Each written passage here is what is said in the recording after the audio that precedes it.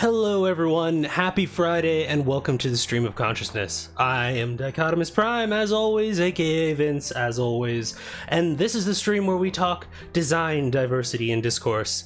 As you can see from hopefully the tweets associated with this stream, though you never really know with Twitch, as well as the title below me, we are continuing our stream and our playthrough of Horizon Zero Dawn today. We're getting closer to the end, so this will yet again be another XL giant-sized, X-Men-sized stream for today. We'll be going until 9:30, and, you know, just so that everyone can get up and, you know, do all those good self-care things, at some point we'll probably do an additional kind of extended, maybe like 10-ish minute break. I might even set a timer, so that everyone can go do those things, which, speaking of self-care, I hope that everyone there is staying hydrated, you got something good to eat, you got some meds if you need to take them, and are just generally treating yourselves with the tender, loving care that you deserve. We are all updated as much as possible in terms of keeping the space safe, and we will play things by ear as we continue going. But yeah, I hope that everyone has had a good week. I know it's been kind of ups and downs on my end of things, but you know, we're getting through it. We're controlling as much of different kind of situations as you can, and trying my best to not ruminate over the stuff that you can't. And honestly, in a lot of scenarios today, that's kind of the best that you can do. So, hey, here we are, we're here, we're queer, we're gonna be fine, basically. So let's see here. Do I actually have anything on my mind other than the usual today? I'm trying to think about what I'm going to play next, because we're getting to that point. We're getting to that point in terms of what, like, we're going to run out of game soon, team. And that's always a thing that is surprisingly challenging to me. I'm literally just scrolling through my Steam library right now, because, you know, this game, I enjoy talking. It's, you know, it's in the name, design, diversity, and discourse, but like, this one's been a heavy one, especially recently, which actually is a good reminder. I should pull up the boopity-boop, the content warnings, once again provided graciously to me by my awesome housemates, Lucas and Megan, who have been compiling these for each of the different locations and missions. So basically, let's see here. Because we have a couple. The big main mission that we have right now is Heart of the Nora. But also it'll probably integrate a number of the different content warnings that we've had thus far, and I'll definitely be doing a recap of some of the ones that are associated with the bunkers that we've been going through, which, you know, hey, if you're joining in the stream at part 12, God love ya, but please be aware there will probably be some spoilers. Also, I'm getting some mic buzz, so let me just turn down the gain just slightly, just a tad. Yes, or is that turning it up? That's probably worse. That's the opposite of what I want to do. Is that, nope, that's okay. There we go. Nope. Got everything, as we learned from the door puzzles last time. Rotation and direction is not my strong suit, so we're gonna see how much I can, like, remember where the thing is actually supposed to be placed. So that will be very interesting, but please let me know. I don't think that this should be...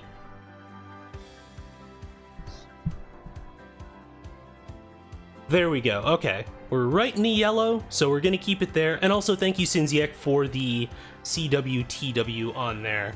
And there will be some more specific ones that we'll bring up as well as we go through there.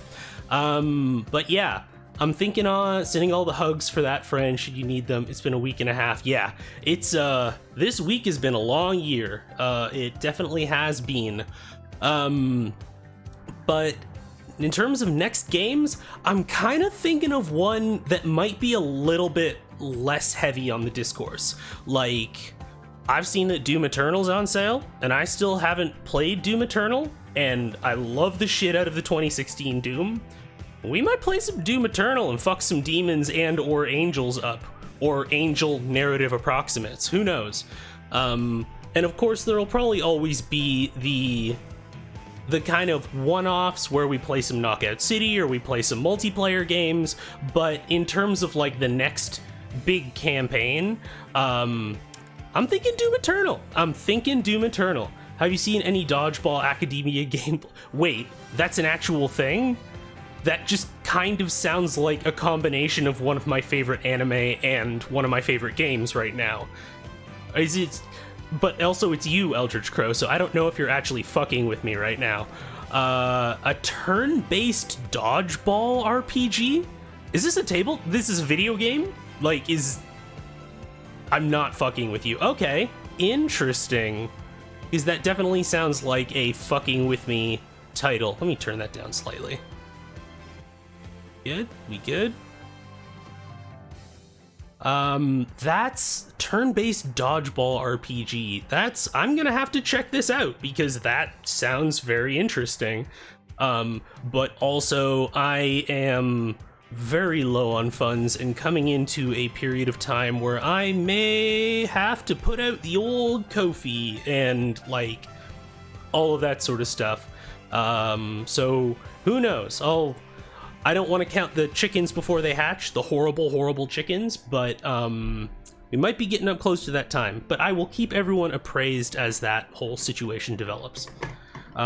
But before we get into the games, we are going to take a big ol' hydrate from my colossal hydration implement here. And I hope that everyone at home is doing the same, because you deserve to enjoy the stream in the greatest degree of comfort possible.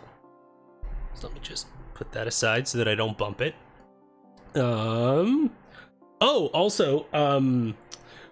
It's weird to do adverts after the fact for a stream, but if y'all weren't around and happened to be dropping by today, Burrito and I streamed yesterday over on their channel and played some Subnautica. It was super fun. Bree is awesome, and if you're not already following them, you absolutely should.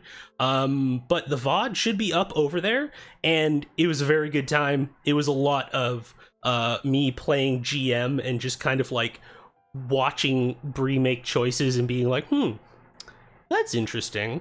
I'm just gonna let that happen there. And we also had a lot of really good game design and narrative design discussions.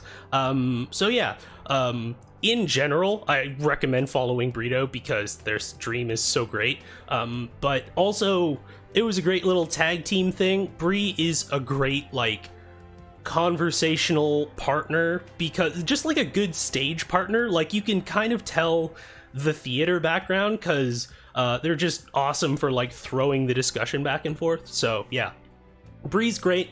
Go check out their channel. I'm literally just gonna type it in chat right now because it's great. Yeah, there you go. But until then, let's see. I swear I had Steam open. I do. And now to see how much Horizon Zero Dawn is going to be a bratty little game today. But yeah, no, it's, we've kind of reached the point in Horizon Zero Dawn where I don't know what the next, like, gameplay narrative reveal is going to be, because I kind of puzzled out the broad strokes of what we know thus far. You know, robots made to kill were surprisingly good at killing, then they couldn't, you know, be hacked by someone, so surprise, they went out of control. Destroyed the biosphere, and humans, like a small group of humans, knowing their impending doom, created Project Zero Dawn in hopes that at some point, where are you? That's not, there's the Yeti, perfect. Yeah, created Project Zero Dawn in hopes that at some point life could flourish anew and hopefully humanity could flourish anew. And we know, because the game exists, that, you know, they were successful. But we spent the entirety of last stream, apart from one door puzzle and one combat scenario, which were incredibly tone-breaking, reading all of these different bits of lore. The VOD for that is also up in the Horizon Zero Dawn collection, which you can see on my Twitch channel. And there are also additional content warnings on those for all of the pertinent subject matter. So that being said, I am going to turn off the funky beats for now. And let's transition over. Okay, and we queue up a BRB for later. And controller, thank you. You're going to continue. Also, there are a couple of missions in Sunfall that because we want to have everything done by the time that we get to the end of the game, I will probably do. I'm kind of guessing that they're largely going to be kind of fetch quest based, because that seems to be like, we have several kinds of missions. We have kill this kind of machine mission, we have CSI Aloy missions, and then we have like bring me 3 bare asses missions, and sometimes we have combinations of the 3. And we've reached the point in the game where, at least in the base game, there are no more new machines, so I think the former kind of quest is going to be a little bit less prominent. But we'll see. 3 bare asses. Sir, think of the TRS. No, BEAR, Eldritch Crow. Actually, that might, geez, is that an old, that might be an outdated reference, because that's an old Penny Arcade reference at this point. So, but basically, yeah, anytime it's like kind of a collect this many of this type quest, I always refer to it as bring me 10 bare asses, and because, you know, Penny Arcade. But yeah, that's kind of the scenario that we're typically dealing with. But we'll see what the situation is. I got it. Of course, Pseudobite. And also, welcome on in and a happy Friday. I hope that you had a good week, and if not, I hope that we can maybe end your week off on a high note. Come on, loading screen. We do this every time. Why must you be difficult? That's one thing I'm looking forward to in playing another, like a different campaign, is maybe that, like, we don't have this every time, though not to say that I don't enjoy discussing with everyone, but you know, the whole sort of, yep, it'd be super cool if we could get to the game, which normally you would think like, oh, my cursor is not on the screen and therefore it is not acknowledging its existence. You would think that it would make it easier by like just, okay, all right, game, do you want to just kind of exist now? All right, awesome. And let me tilt this slightly. Okay, because we have Heart of the Nora, but we are going to do one of the side quests here for over at Sunfall, because Vanasha, I have been told, is a cool NPC, and the quest is relevant to without Shatterstall. All right, fine, I'll have my weird domino mask outfit. Can I get a better version of this? Because I absolutely would love a better version of this. Not like we have any shared history from around when that reference was relevant. Yeah, exactly. When, you mean back when Penny Arcade was relevant? Because it's just kind of like, I mean, it's always been 2 white dudes with opinions, but like now it's just kind of like, oh, I still think about video games, and it's like, okay, that's nice, Grandpa. Drink your Ovaltine.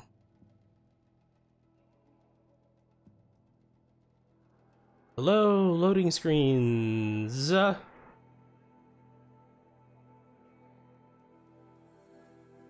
Exciting stuff. I might actually go into like the area beyond the cut for the Frozen Wilds, just because I'm like, I want new machines. I want, like, a fox with a machine gun attached to its its ankle or whatever. Because I know there's a couple of new ones up there, and it would be even more hilarious to go into the final fight with. Whoa! Oh God! The children are spawning. Oh Lord, that was weird. The food is from Dowager Queen Nasadi, little ones. Her Highness knows times are hard and helps when she can. Eat. Bring some home for your families, if you have one. I've heard whispers about you. Rides machines, fancy spear, delightful freckles. Some even say you have a conscience. How extraordinary. Who are you? You're obviously not one of the Shadow Karja. My name is Vanasha. For now, all you need to know is that I'm a whisper of reason in this howling pit of insanity. I know how that feels. I'm sure you do. And so does Uthid. He's a good man, so naturally the Shadow Karja want to murder him. I've done some digging, and I think Cultists gonna cult. It won't take those mercenaries long to find him. He could use some help, if you're so inclined. Does the help involve murder? Because I can do murder. How do you know? I'm excellent at making inquiries. Look, he feeds orphans from his own rations and personally punishes anyone who hurts the old or infirm. The idea that he would try to kill Edelman is ridiculous. He must have found something that can embarrass the priesthood. Otherwise, Bahavas wouldn't risk marking such a well-regarded man for death. Stop being evasive? You might as well tell me to stop being charming. It's impossible. Okay, I like her. So I'll tell you a secret. I have friends in Meridian, and I like to do favors for them when I can. Uthid might be of use to them, if he survives. The lip sync's a little bit off. I don't really know why. What makes you think he's... He knows he'll be pursued, so he needs a hideout that's both familiar and defensible. He once single-handedly held off an entire bandit clan in those foothills. My guess is that he'll fall back on what worked before. Was it grenades? Because I've done that with grenades before. I'll do what I can for... What about me, what? What will you do while I risk my life? Useful things, little huntress. Look for 3 dead trees south of Sunfall. They mark the start of the green climb. Good luck.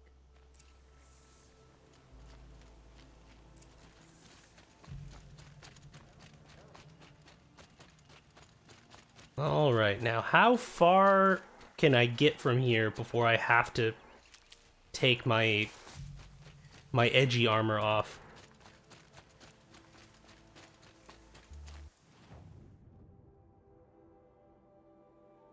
Okay, yeah, I'm just gonna fast travel.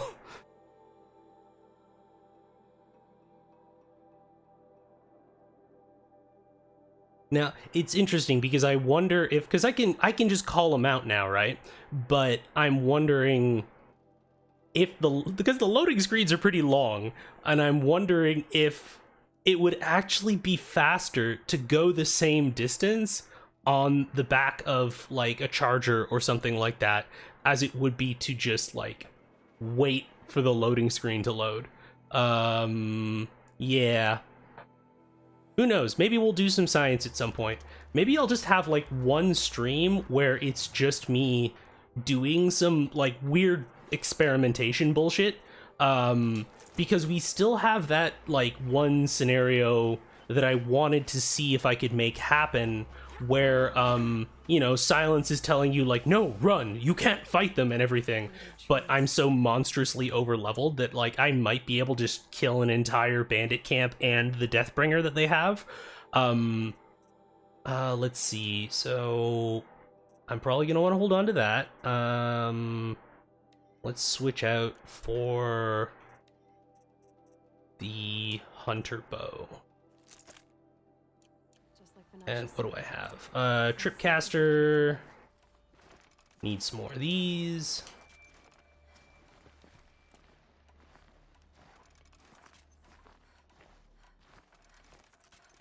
I don't think I'm probably going to need a lot of those, but hey. Who knows what kind of These Oh. tracks lead up that rise. Must be the green climb. Who knows what kind of machines they have under their control. They could be like, hey, surprise, Thunderjaw.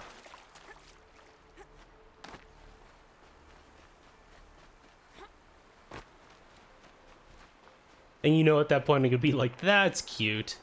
Foot tracks stop here. Time to climb.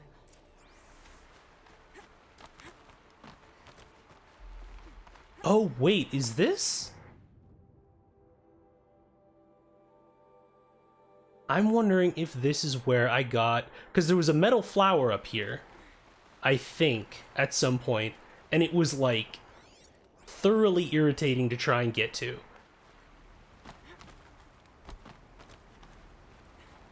Well, you know, another in the long, long story of me being at places in the game long before I actually should.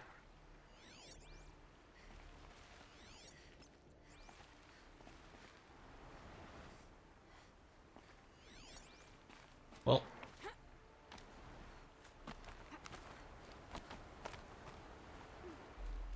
Okay. Or, you know, I could just go over to the handhold over here. I swear I'm not going to complain about the handholds again. I've done it a bunch of times. Unless they get super annoying, then I might complain.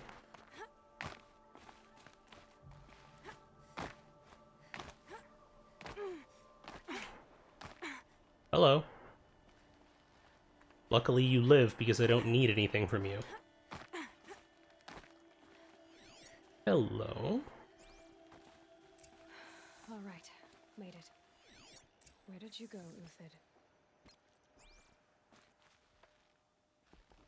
Food scraps. I'll bet Uthid stopped to see if he was being followed. He must have kept... What gave you the tip off? Was it the camp?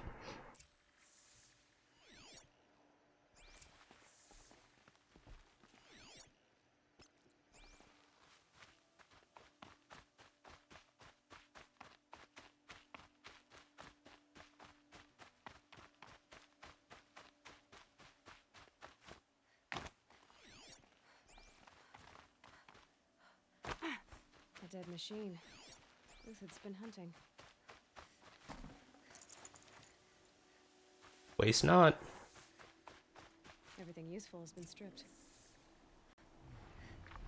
Uthid's been gathering components. I swear.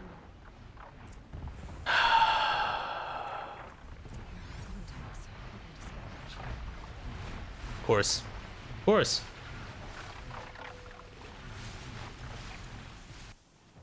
Well. Ropecaster. It says I'm here, but I'm technically not here yet. I'm just gonna go grab a snack and replenish my water stores. 100% valid. Hello, Ten Bear, and welcome on in. Let me switch out this. Hey, buddy.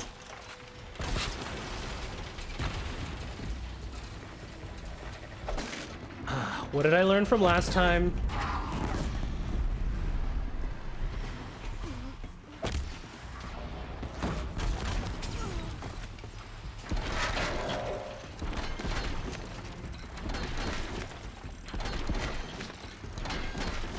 There we go.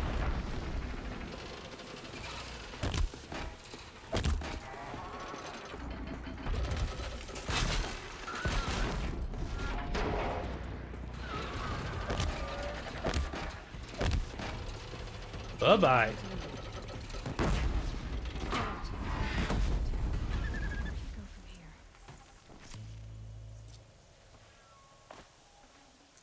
I need water to effectively sword. That is valid. You need to hydrate so that you do not dehydrate. Okay. I should actually get some more potions at some point.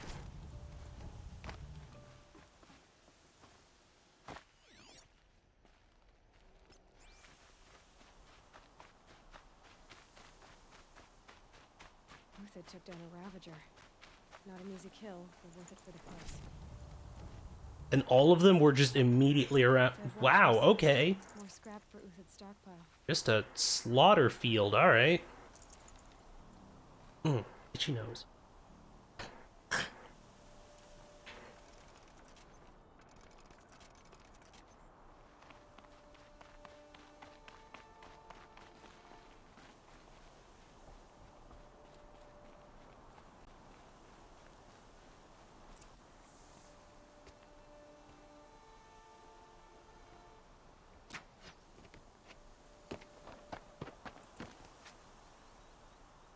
The next one doesn't miss.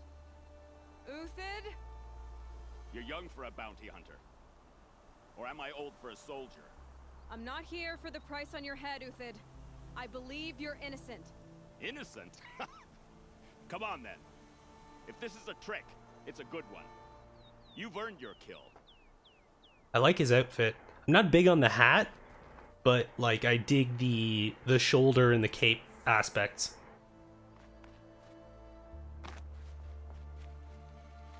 No tricks. Just talk. All right. Speak. I want to know what happened at Sunfall.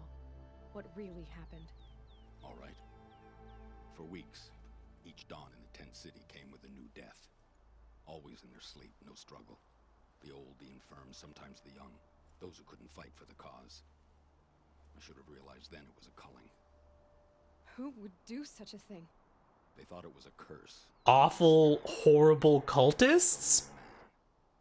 And a silent poison. It took time to catch him, but we did. We brought him before Bahavas for the sun's judgment. The High Priest Bahavas? Yes.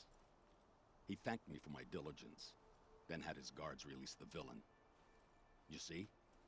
It was he who ordered the culling. Then they turned on us.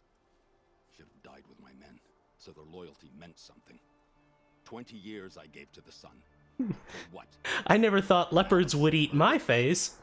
As for honor, sacrifice, true sacrifice, the kind priests and rulers know nothing of, it's all a fat joke. If it's honor you seek, Those Karja once raided your Nora lands. Raided every land we could reach. It was the sun's will. I did what I was told. Others did worse. But as their captain, I had... Uthid, I don't care what you did. I can't absolve you. But the Karja are changing their ways. You could too. Perhaps. Avad doesn't understand what the sun demands of its soldiers. Perhaps he understands it too well. Now you sound like the blameless Murad. I can believe you're a good man. But why go with the Shadow Karja in the first place? Why serve them? Because of Itaman, of course. He was the one true Sun King. Itaman's just a child. Yes, an untainted vessel. I believed he was pure, That's weird. but they used him. Well, okay, there we go. I can see that now. No shadows under a noonday sun. Bahavas didn't need to disgrace my name. I did it myself. I met someone who wants to get you out of this. What are you? Mercenaries. Oh no, a bandit ambush. Stayed on the plains, Karja. The mountains belong to us, Kikuk's killers.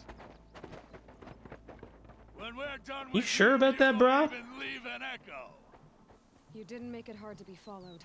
Almost as if you wanted to go out in a showdown. Not much gets by you. To me, you chuffs!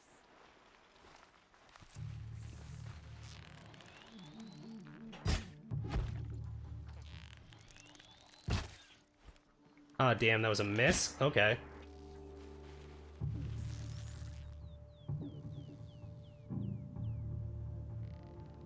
Come on, I can be like this all day. Move in. We'll send the rest as soon as they arrive. Okay, who's next?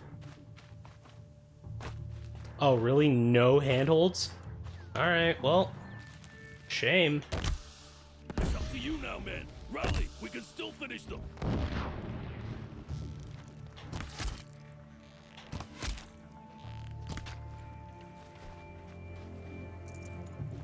Ready to die?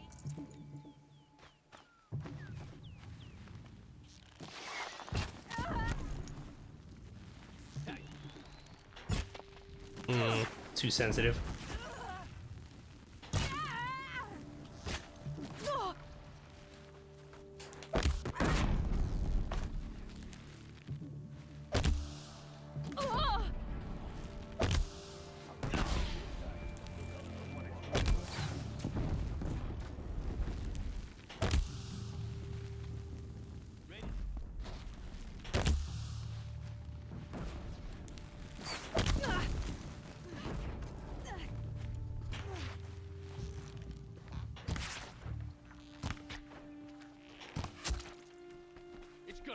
death.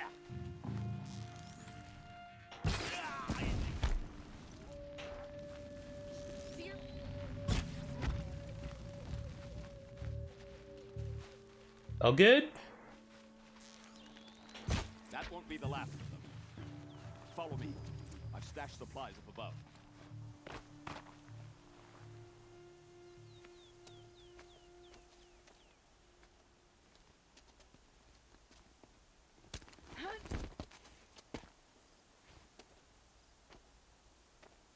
Up and over. What was that? Grab what you can. Heck of a lot for one ledge. Does Aloy greet new people? Arrow to you too. Oh dear. See, they don't get to say hello first though. At least, you know, on the occasions that I don't screw up stealth.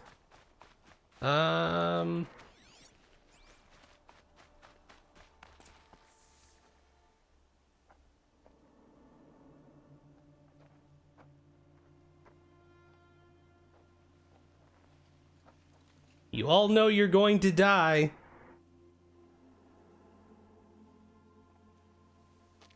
A robust defense is the most satisfying to break. All right, Marvels. We brought the priest out here, so let's put on a show for him. Mr. Polygon Head.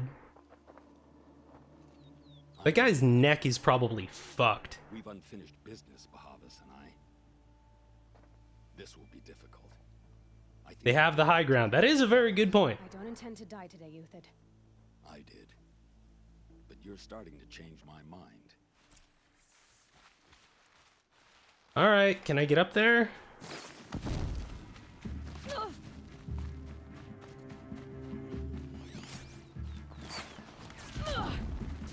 Alright, I should actually get my ranged outfit on. And they probably have fire, so modify outfits. Best. Oh, okay. And I get a little bit of melee resistance too.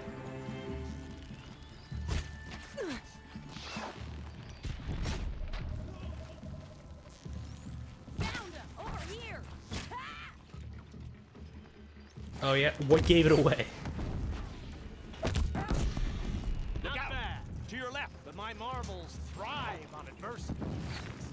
Boys!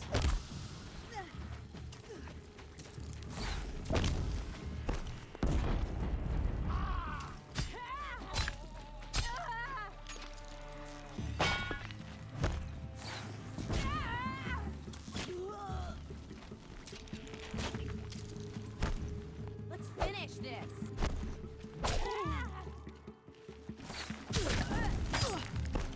No shame in taking cover. No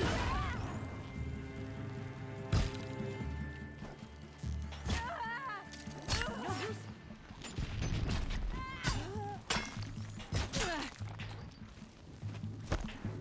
Come get it. Okay. Piss off.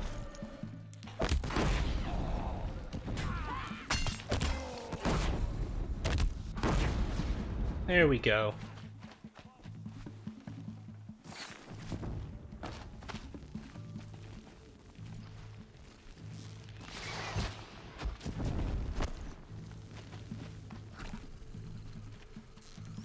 Come on then.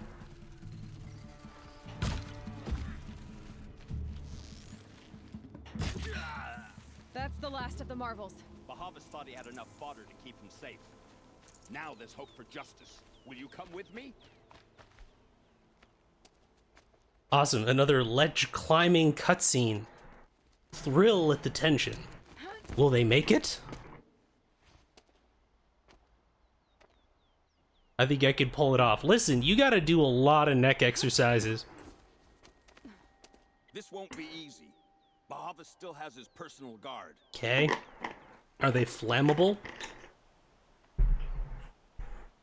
Yeah, you just, I'll be along in a sec. Oh, are these, oh, it's just self brush. Okay.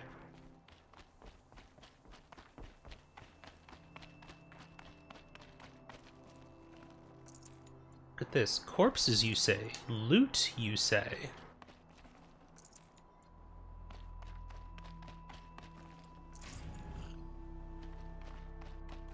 Ready to sword some people in the eye if need be. Excellent. Welcome on back. Across there and we'll have him. Can we also just make some ammo? Oh, well, I had to come here myself to end your suffering, Uthid, and mine. The Outlanders led us here, and now that they are dead, their price is most affordable. But enough with needles. It's time for blades. Remove them from the sun's sight. this is really your plan, huh? Alright, well... After it. Scalp the savage. Okay, no, you... Alright, now you extra dead.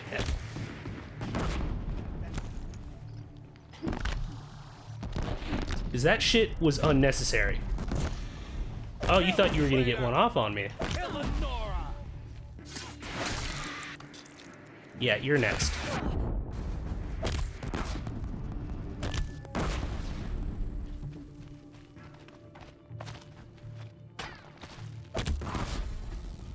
Make it hurt! This thing's up to his perch.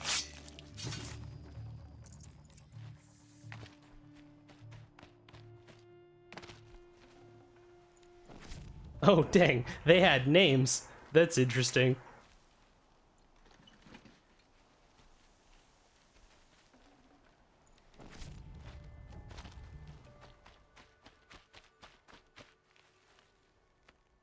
For real? They had to have, like, a cutscene for each of these?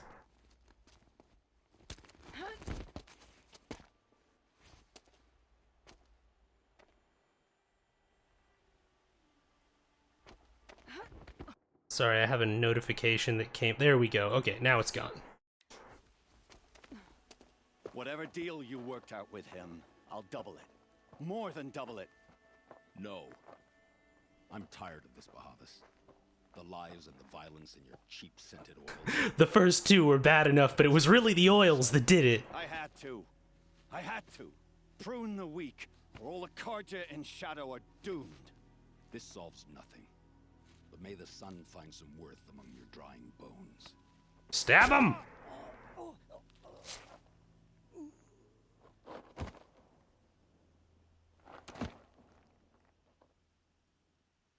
Aloy's like, I want his hat.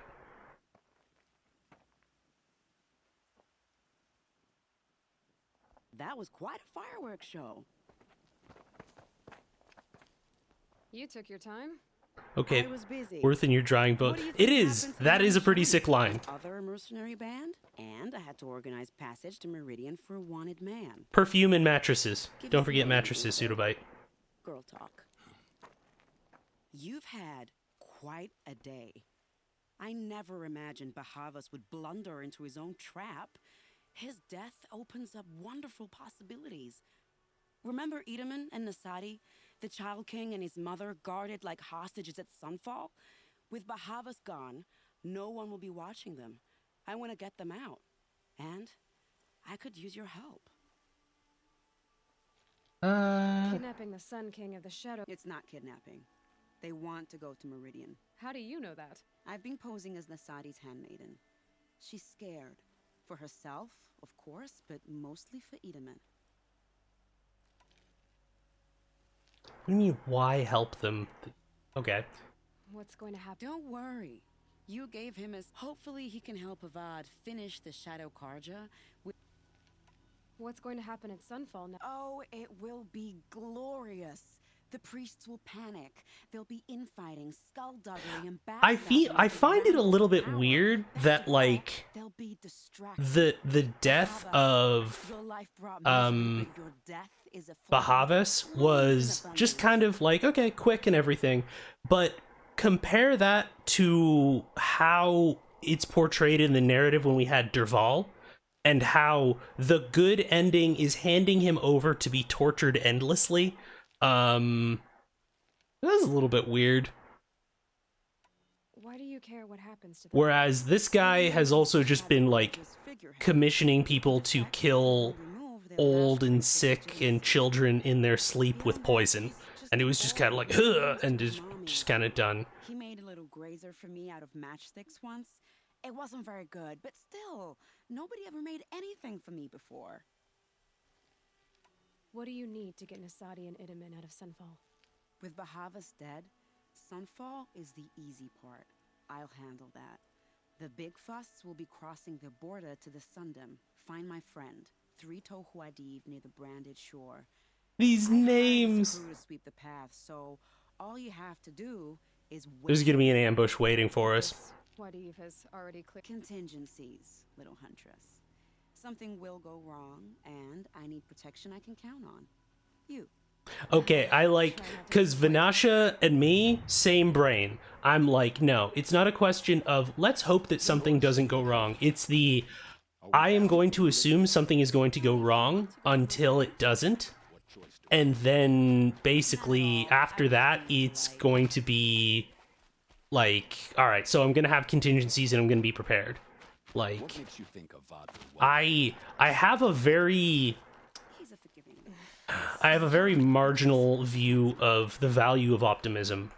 It's like, okay, enough optimism to get you to actually try, but like beyond that, it's like, no, after that, the thing is pragmatism. The good endings often are violence with a benefit, and also arguably like ethically worse. Like, one of the options would have been to just like let Dervahl get killed by the guy with the Lemmy mustache, L.E. Errand, I guess his name was. And the good one was just like, no, you need to take him in alive so that we can barter him off to the other Oseram who have horrible torture machines, and that's like the ethically good one.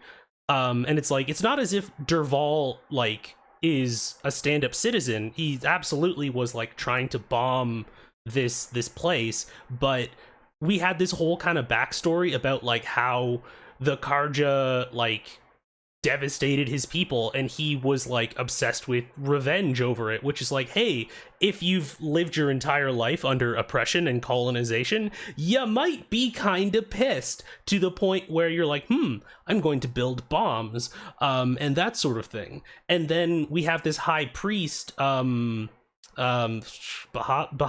I just think of him as Polygon Head, where like he's kidnapped a wife and child, he's been killing, well, first and foremost, letting refugees rot outside of like Sunfall, killing the old and infirm and children, and then just kind of doing all of that sort of stuff, not to mention presiding over things like the Sun Ring. So basically, like, again, the situation seems to be, and I feel this way about My Hero Academia as well, is the difference between how badly or how well people who do awful shit get treated in games often seems to be a matter of power. Because Dervahl does not have like a position like a priest, and he's not like a corrupt leader or something like that. Dervahl's like, he's a terrorist. Like, not actually, you know what, not even a terrorist, because his purpose is not to cause terror. He wants revenge. But he's an insurgent. Is like, just, he's a rebel basically. But then kind of Bahavas is this like corrupt official, and it's like you kind of and you stab him and he's out of the way. And it's weird because it's one of those narrative criticisms that I don't think occurs on a conscious level. It's just, if you look even at games like The Outer Worlds, which I criticized before, it's like you kill thousands upon thousands of bandits and you never see their faces, but you like blow them up in big gory bliss, basically. But if there is a CEO who like has been causing the starvation and like oppression of millions of people in like the sector of the galaxy the game takes place in, and you decide, no, you know what? You fucking die. The game is like, oh, well, I don't know about that. Or some of the NPCs will like, you know, get upset about you, get set at you about it. And I just see that pattern play out again and again, where it's just kind of like, sure, he did bad stuff, but is this just as bad as him? But that only ever happens with characters that have a position of power, like a CEO or like a religious leader or the fucking magic Nazi that they killed at the end of like the Critical Role, the most recent campaign of Critical Role, where they absolutely pulled the like, but if you kill them, that makes you as bad as him. And I was like, fuck off, you white liberal fucks. But yeah, it's something that shows up a lot, and I'm starting to notice it as a pattern. Yeah, you'll probably hear more from me on this either here or on Twitter. Okay, so let's see here. Mods, there's probably some garbage here, so I can get rid of it.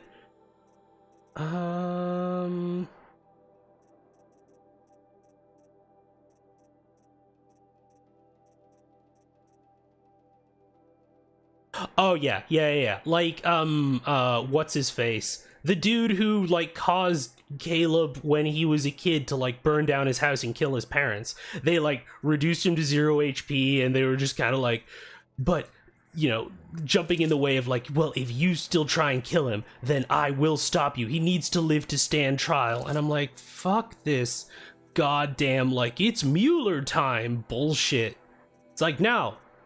The Nazi is a Nazi, and you kill them. That's how you deal with Nazis, period. Like, yeah, honestly, Eldritch Crow's spite is a wild emotion, because I basically kept watching it so that when critters would show up in my mentions to be like, you're just criticizing a show that you don't even watch, and I'm like, okay, alright, cool, bet. I know this show better than you, and just kind of, like, have that in my back pocket.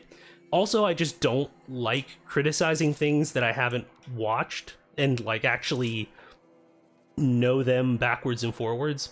It's a problem because I enjoyed very little of what I watched, frankly. It does, however, give me a lot more hope for, like, oh wow, APs that, like, actual plays that are going on right now are... I'm just gonna drop that. APs that are going on now are doing vastly more ambitious things than Critical Role. And also they get away with a lot less because, like, there were 35 episodes where Matt basically DM'd using a random encounter sheet. Which, I mean, is fine for your home campaign, but it was like 20 episodes of, like, them wandering through the snow and, oh, look, a skeleton popped out. Like, twisted with from stuff. Yeah, exactly. There is no wrath like a critter spurned. And that is, it's like, no, I absolutely exactly know what it is that I want to criticize about this. And because you showed up in my mentions, you're gonna hear it. Okay. No space.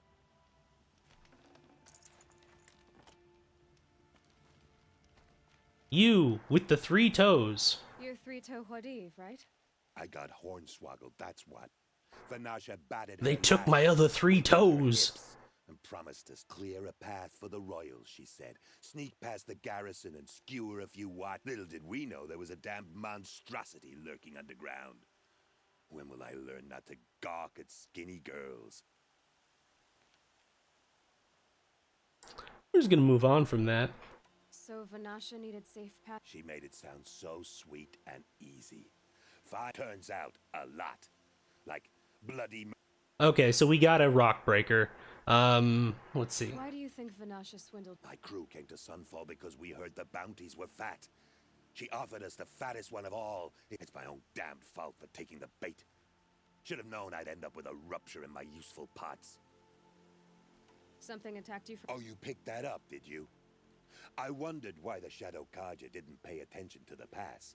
It tunnels in the dirt, breaks through the earth, and blasts rocks from its stinking face. I barely escaped. My comrades weren't so lucky. I might shed a... Yeah, but fuck him. Okay, that I can... Yeah, did you notice that too, Pseudobite? Like, the language here is very specific. Is like, fat bounties and skinny girls. Is like, alright, man, you and your hair lip? That's weird. Fanasha will be here soon with Nasadi and Itaman. You're not too bright, are you? It has armor everywhere, a little less at the rear. And when it goes underground, it will lose track of you if you're quiet. You might even be able to keep it from going under altogether if that's all I can offer, friend. I promise to look solemn at your funeral before I hit the bar. I wanna like this guy, but he's also creepy. Like, he's just the wry, like, fuck it, what you gonna do? Sort of, like, personality that I actually really like in video games, but also, like, the scripting made it weird. He's got 3 toes and 2 units of measure, and that makes him the smart one of his groups. Listen, he doesn't have as many toes to count on. Let's see. Is this actually a downhill slope? It is. I'm probably gonna want my protector armor. There it is. As far as I can tell, it's not corrupted. Saw me. Here we go.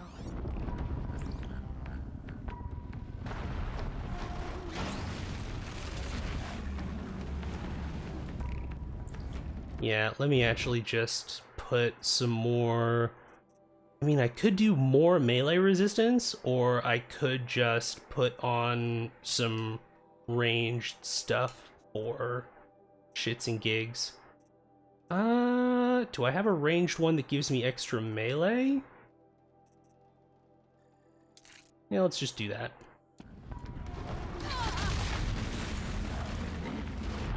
Alright, well, I should actually get my tripcaster out too, because I still have my ropecaster out.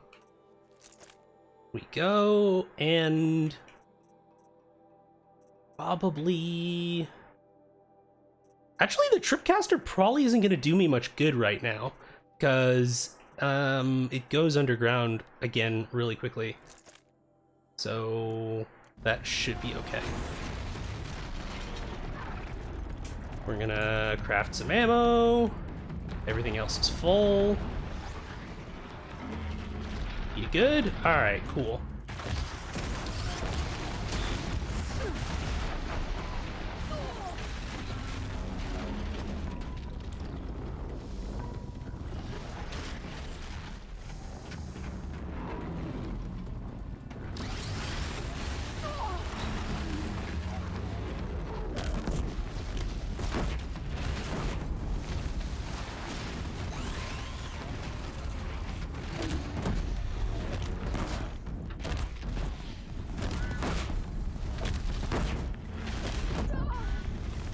Hey, well, now it's on fire.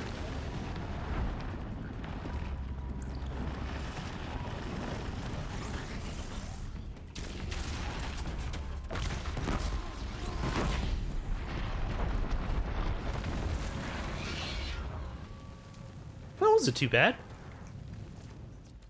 Looking good. Rockbreaker lens, okay. I haven't gotten one of those before. I don't think. I've only really faced a few of them, though.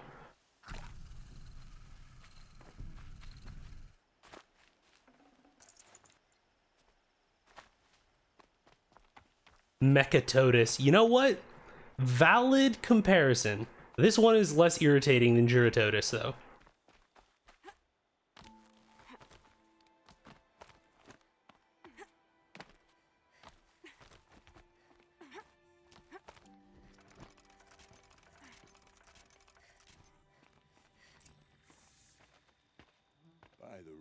Son, I can't believe it.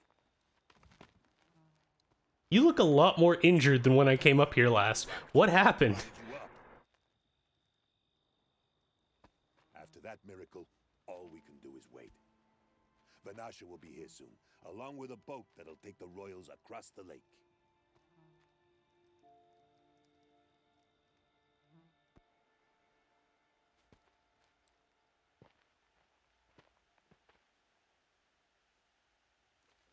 Great cover. Good job, Uthid.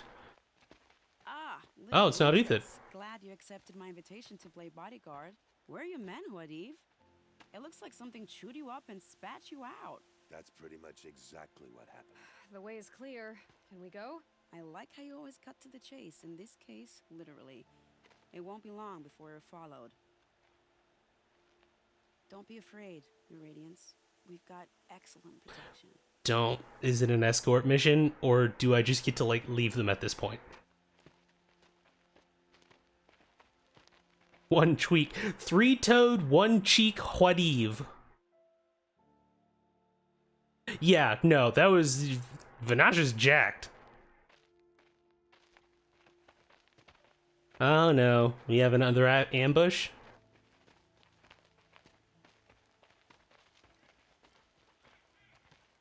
I like the mane on the collar. Here come the Shadow Carja, and they're very angry with me. I'll hold them off. Very noble of you, but when I start a fuss, I like to finish it. Not that your assistant isn't welcome. Huadiv, get Idaman and his mother to the shore. Carefully. So it comes to this.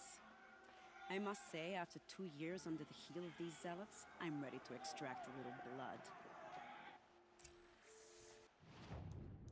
An ambush, you say? 2 shreds, you say?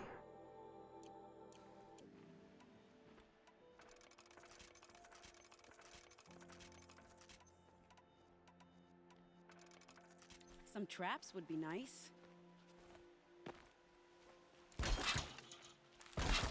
Oh god, I got traps.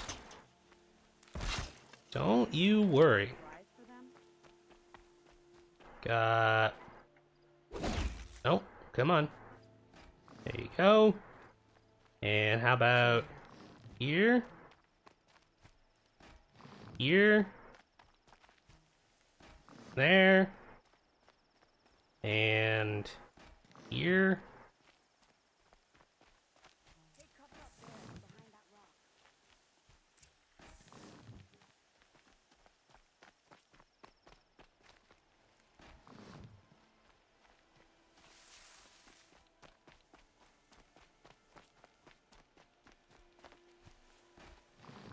But I still have 3 blast traps. Let's make it hurt, shall we?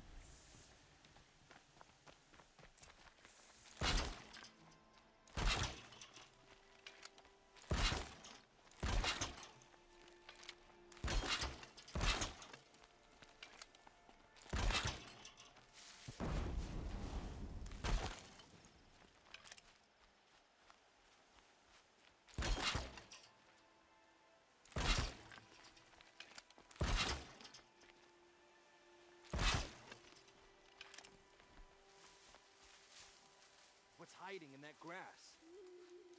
It's nothing, just ignore it.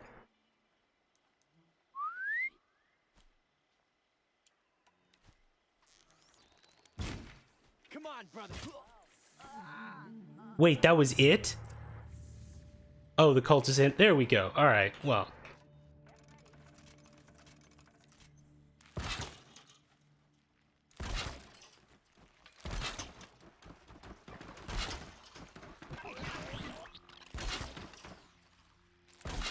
I mean, that's cute and everything.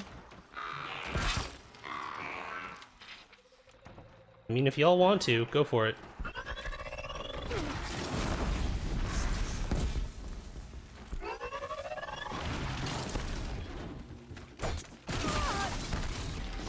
Alright.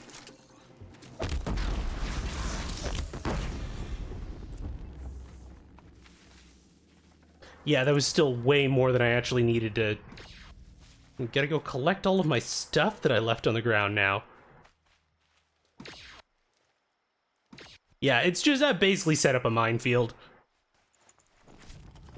Yeah, yes, that was a Futurama reference. I'm glad that somebody picked up on that. It's one of my favorite, just kind of... It's never the ones that are, like, immediately memorable, or you know that they're from Futurama, but just the little lines that I love is just like... Oh, the captain died. How did he die? 2 shreds, you say. And the crew? 2 shreds, you say.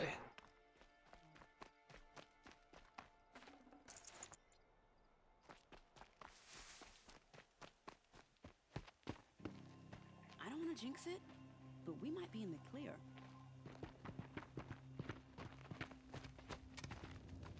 A bit late, aren't we, gentlemen? Sorry, ma'am. The boat's waiting. Damn, I spoke. I swear to God, you had me just like walk around. Okay, You cool. know, this time I think I might be out of my league. If anything happens to Good her, news, I'm very everyone. cross. We're not going anywhere. They're going to die immediately. Hello, corrupted Thunderjaw. Let's fucking wrestle.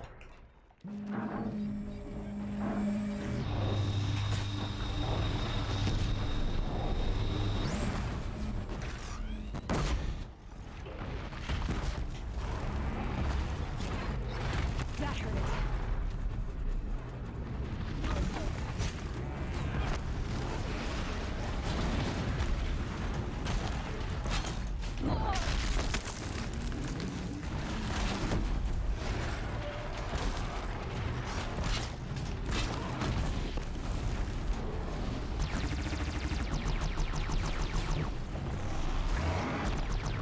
I should get my elemental bombs out.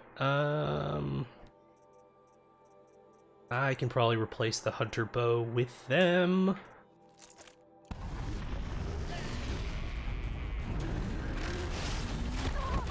Oh, okay.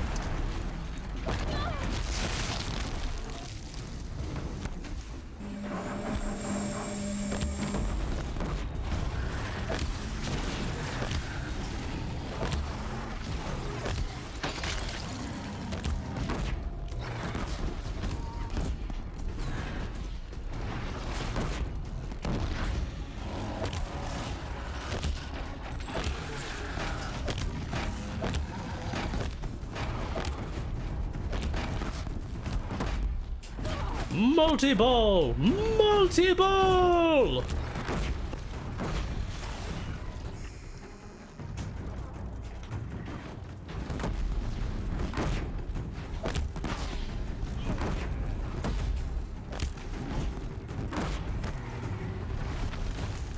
Get fucked.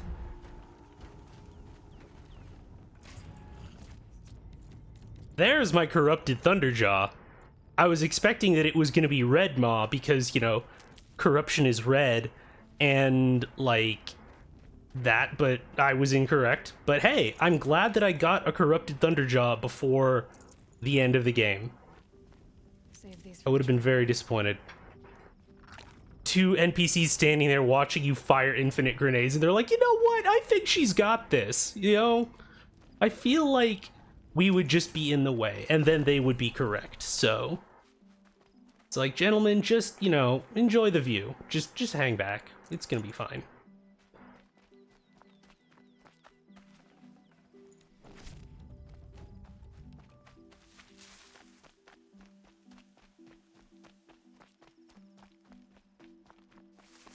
Did I actually use any... I didn't use any blast wires.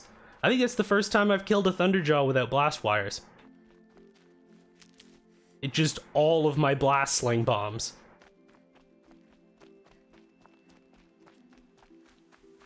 That was one where if I wasn't so grotesquely over-leveled that it would have probably killed me. Because I wouldn't have nearly as much HP as I have. for the trail. Not exactly a royal barge, is it? Oh well, defectors can't. There's gonna be snap maws and shit that I have to shoot down while we're on the boat, isn't there?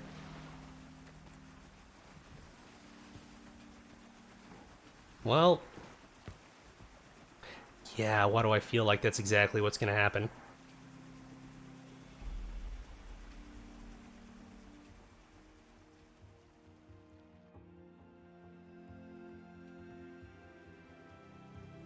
The music sounds promising.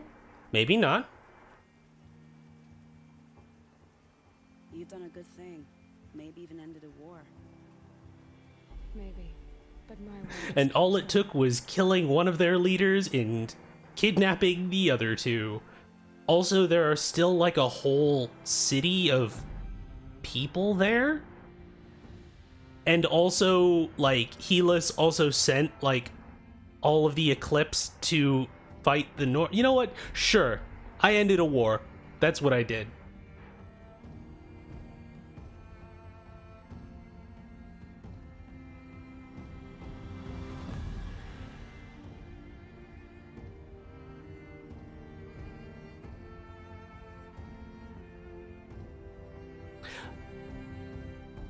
You know what's strange is, like, for having interacted with these people all of one time, they kind of seem like the...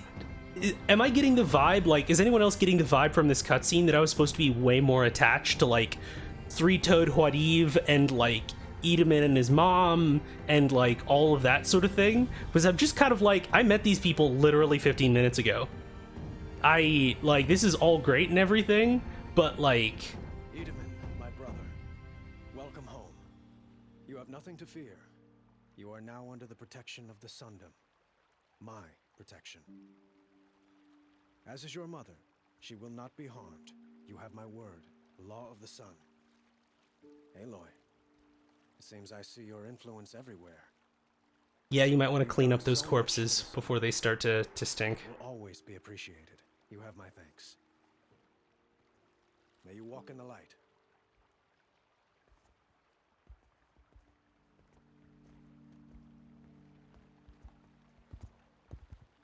Appalling. I spent 2 years in the Forbidden West setting this up, and the redhead gets all the credit? I'm still getting paid, right? You'll be lucky if I let you live. I couldn't have done this without you. When we meet again, I'll give you a proper thanks. I promise.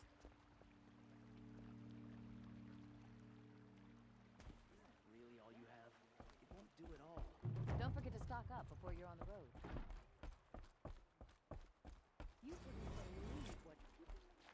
Got another skill point, which means that I can actually get another skill that I probably won't use. Actually, no. Inventory space is good. Inventory space is always good. All right. What other quests do we have now? Another thief. God. Stop making Aloy into a cop.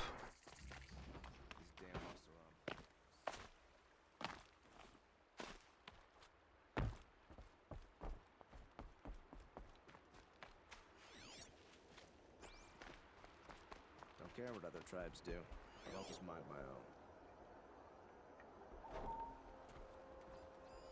This barrel's been moved recently. Oseram will spend weeks making a contraption to do a job There that we Karja go. could crack in a day. Tracks.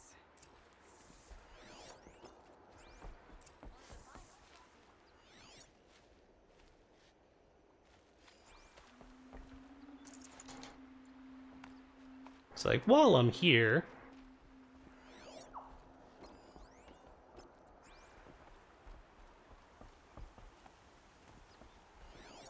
Okay, but... Alright, so where are the tracks supposed to lead to? I have them selected, sir. Ah, there we go.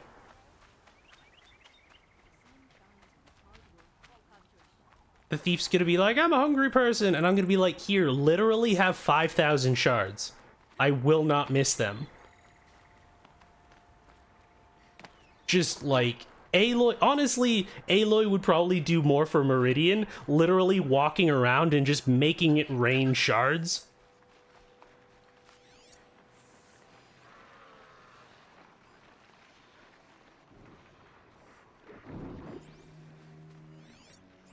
Spoiled fruit.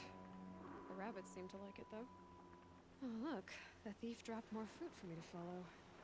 If I can see it in all this grass.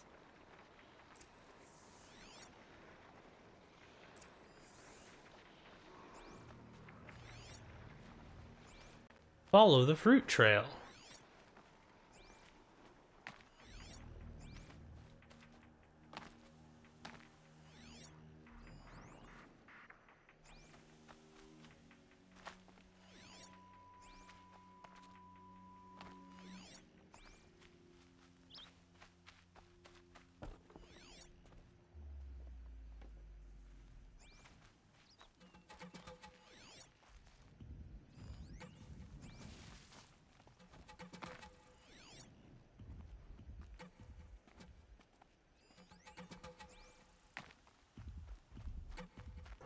Wait, so the thief dropped a steady trail of fruit behind him?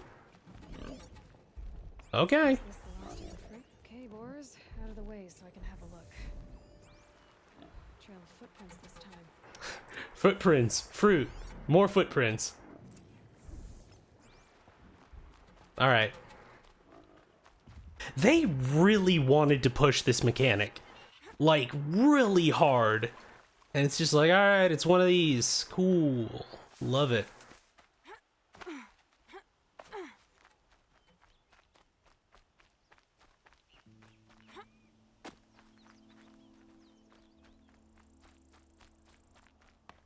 Must have climbed up.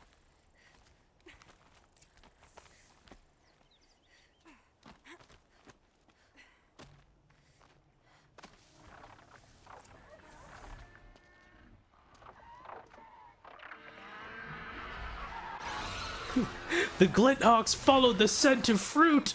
Forgive me. There's our thief. All right. Rope caster out again. He's in trouble.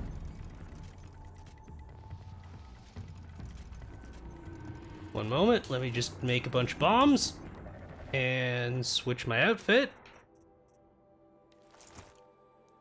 and put a different modification in it. In real life, it's like, oh god, no, wait, unfortunately, he's already dead.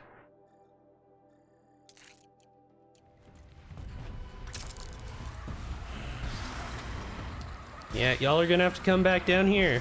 Yeah, it's kind of shitty when your opponent makes you chase you, isn't it?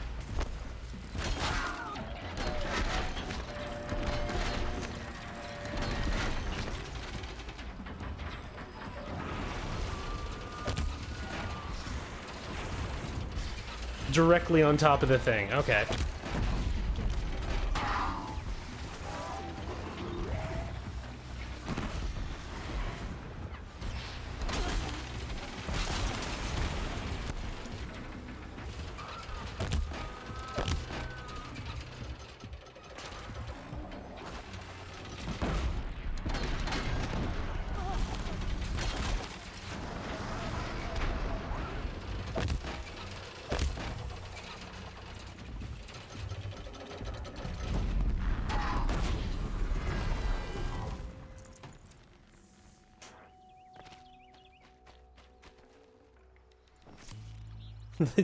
My spite is a powerful motivator. I have figured out the most efficient way to kill Glinthawks because I hate them. Investigate the area. Okay.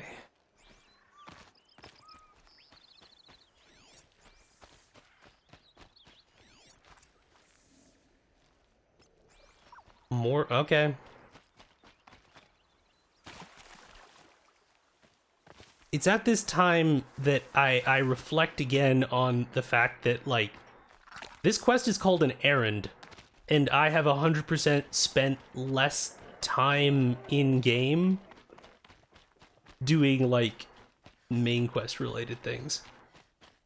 I mean, I guess it's partially due to it not having anything to do with the story, but... Thank you, Savage. You saved me from the sun's judgment. I did what now? I left the misery of Sunfall not long ago, knowing that I'd never be welcome back in Meridian. So, I've been stealing food from a woman at Bright Market. Why have you been stealing so much, though? Most of it is spoiled.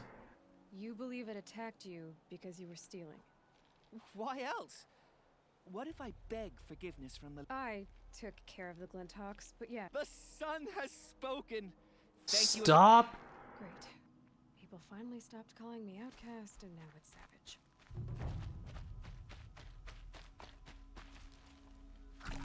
Devs, stop throwing around words like savage in games. Challenge 2021.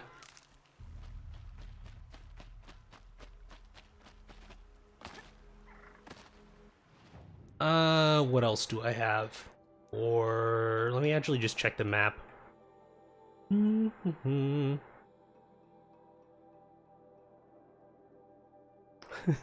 Can I compete in the Sun Ring at Sunfall and just be wearing like my my outfit, and it's just like, I am not Aloy, I am Guy Incognito. I feel like this is the type of game that would allow that. You know what, fuck it, let's see, just in case. Because there aren't any, like, immediately available quests there, but they're gonna be like, oh my god, our high priest is dead, and also our queen and king are missing.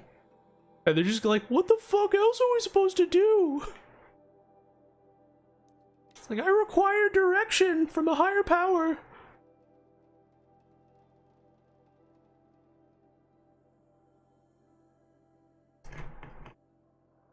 It's like, I wonder if it's just gonna be like business as usual over there.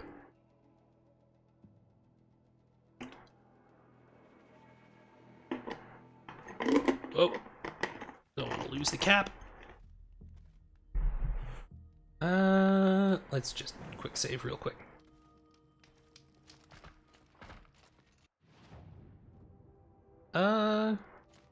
So, how's y'all?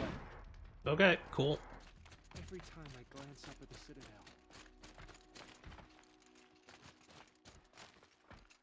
We should appreciate these brief moments of sunshine. Who knows how long they'll last. Aw, don't make them sympathetic.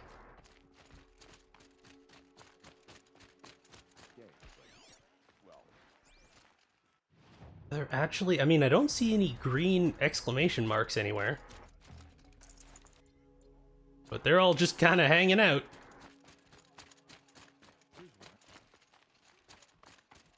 Guess this is a barracks? I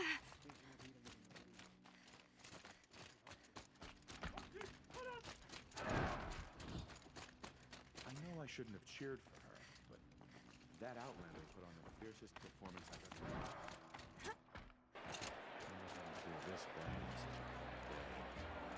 Because, yeah, there's the other campfire down there.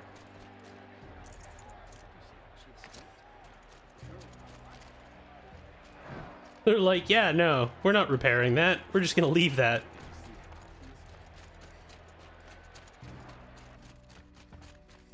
She talked through the sun ring like it was made of sand. I was really expecting them to do a thing where, like, you know, you do the Robin Hood thing in terms of, like, going into the arena in disguise and, like, fighting through several waves of things, or having that option to do it. So I'm kind of surprised that they decided to just be like, nope, this is kind of the end cap of one of the missions, and that's kind of about it. And they're like, alright. Guess it's not kind of the necessarily, like, a huge criticism, but surprising nonetheless. Alright, we can't go in there because no one's there anymore. Alright. Who knows, maybe... Well, here, let's get rid of... No, still don't have room for shock traps. Or blast traps.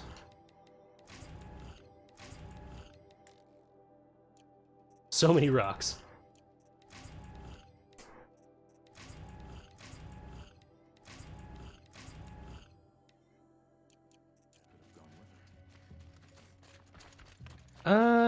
Alright. Where's the merchant?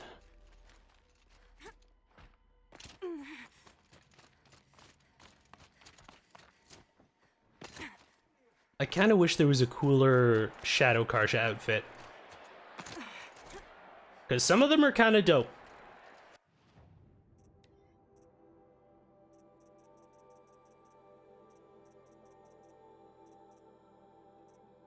Shadow Stalwart Medium, okay. Blinding and Sonic Effects. Is there a Shadow Stalwart Heavy? Sick. Highly customizable. Hell yeah.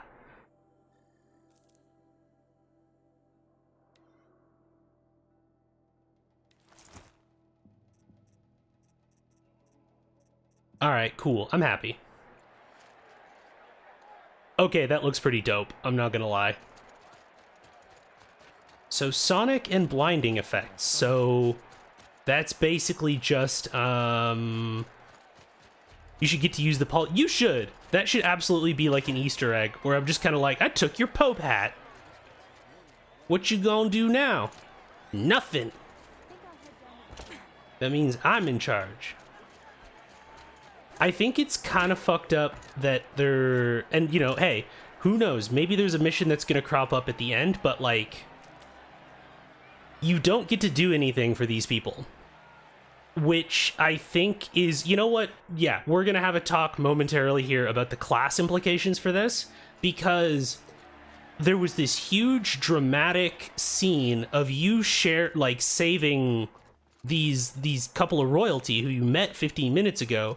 You're like, you're such an amazing person for doing this. And like the extent for all of these people, like all of them, is that, okay, well, you brought a doctor to them so that like they're not going to die immediately of disease.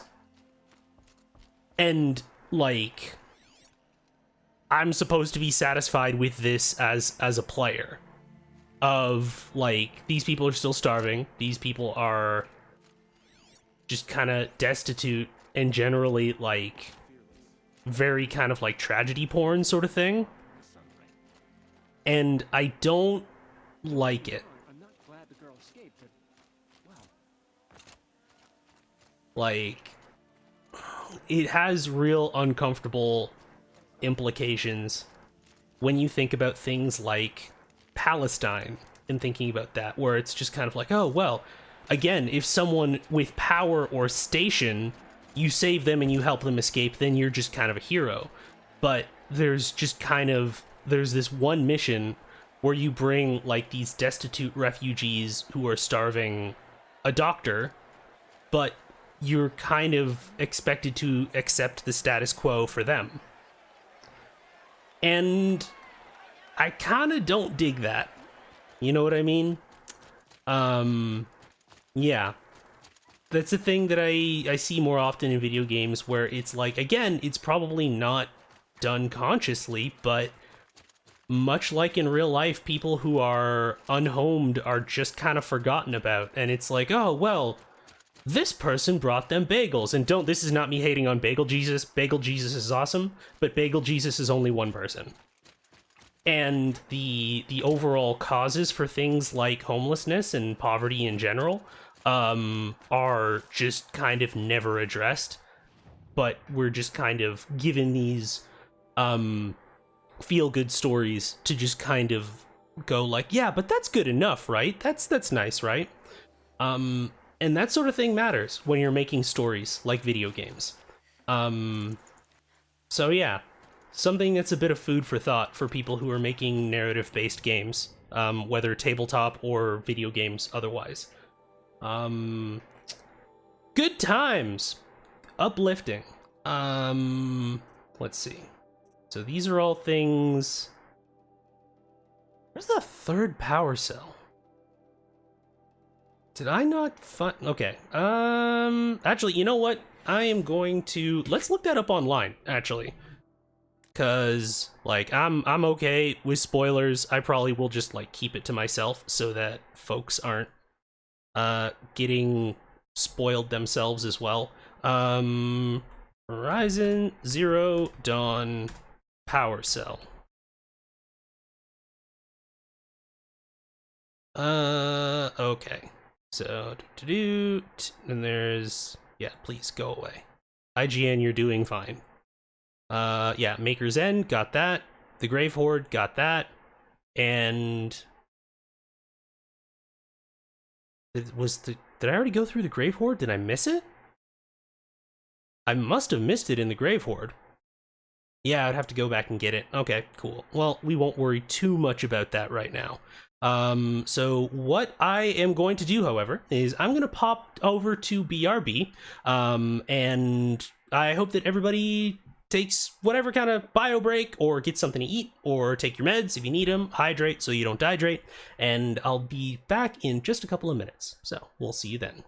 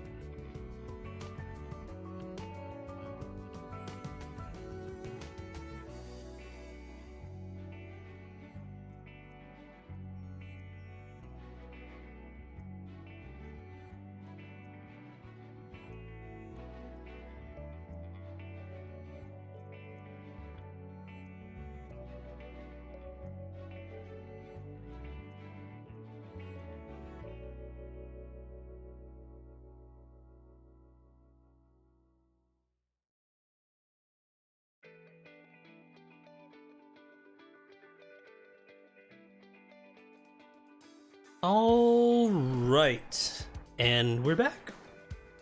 Welcome on back in, everyone.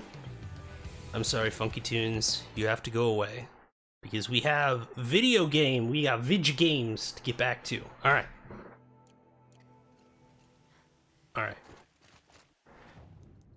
Anyways, yes, putting refugees and unhomed people in your game, and then for like sad purposes, and then just kind of leaving them out there is a shitty thing to do. Don't do it. Is kind of the long and short of that. That I think I can trade that for something, but it's not really necessary. Yeah, we're just gonna do that. Kind of wonder what I want to, because I could put a bunch of stuff into this outfit, and like, how much normally do each of the regular outfits have for like their resistance on different things? Because I know Nora Protector Heavy, because I think the Ice Hunter, like all of these have like 50 normally, so I don't know if I could overstack something onto this. Because like, yeah, I don't think I can get more stealthy than the outfit that I have, than my actual stealth outfit, I mean. But let's see what we could do, because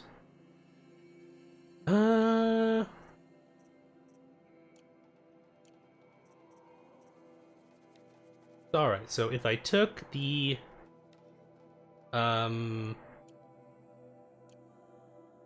my modification inventory is full. Okay, I didn't realize I had that many. Yeah,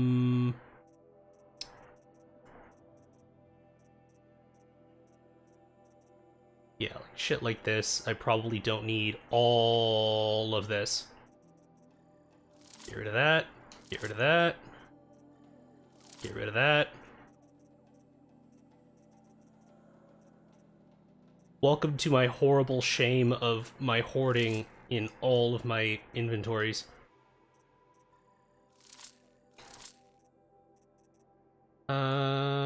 Modify outfits, so let's take this out for a second. So that would go down to 35. So it's a pretty decent kind of chunk of resistance to begin with, but if I like triple stack something, so let's say resist melee, resist melee, resist melee. So there's a cap to it. Interesting. So no matter what I do, oh, all right, interesting. So it's not only can it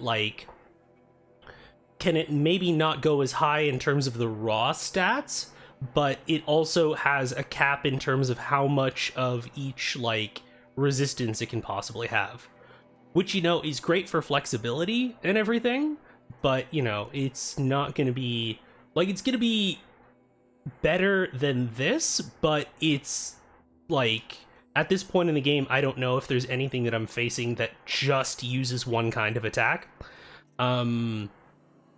But always good to keep in mind in any case.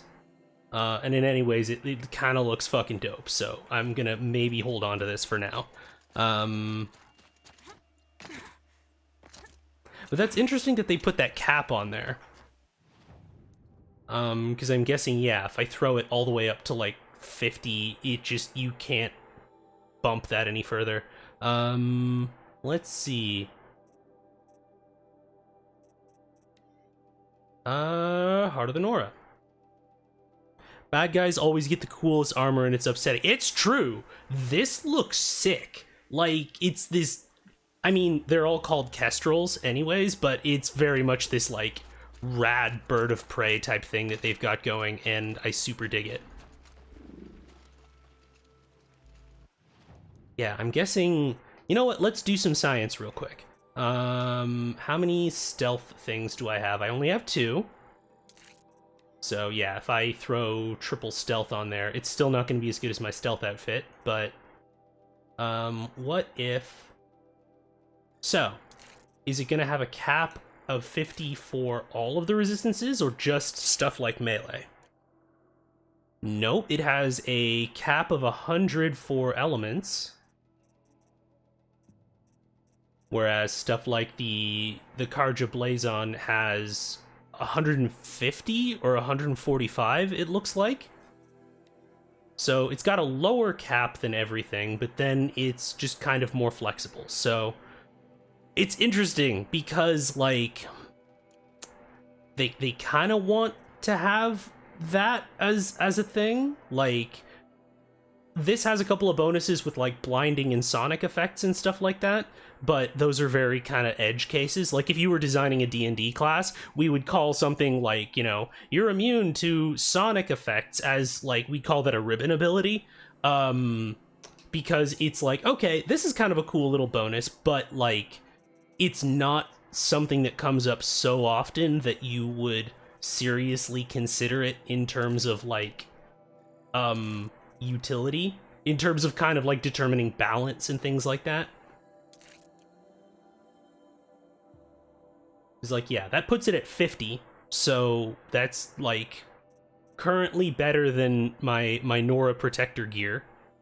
But then I can throw something like a ranged resistance onto that, which is a bit more flexible, but I might see, the next time I get into a battle that's very, like, very heavily in terms of one type of damage, I might throw this on, and we'll see if it works out or not. Okay. Almost at level 55. Yeah, Heart of the Nora. So we're just gonna fast travel to that, I think. We have to go back to the future.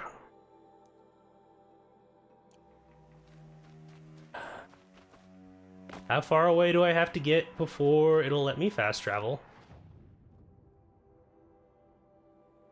Oh no, it's just because... How about this one? No? About... Yeah, what's the closest one to the gate? We could do... Yeah, literally directly outside the gate. Okay, cool, we can do that.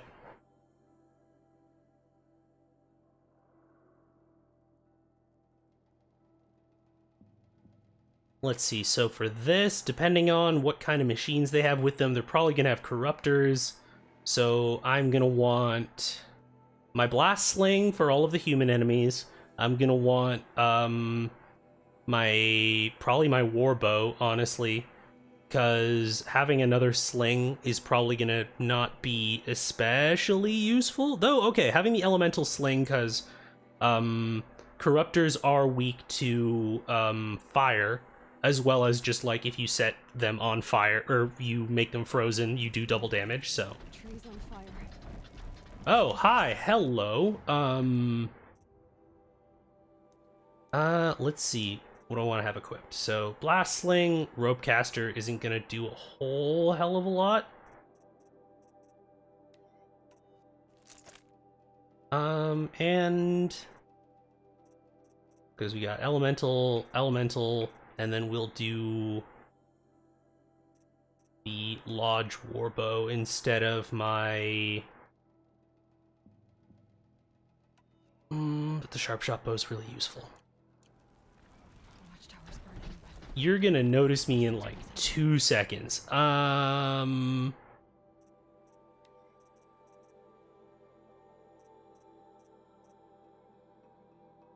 Yeah, we're going with the Protector, because that's gonna just be way better.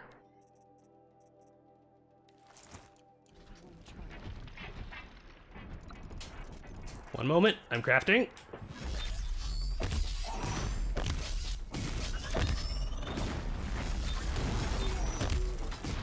There we go. Okay.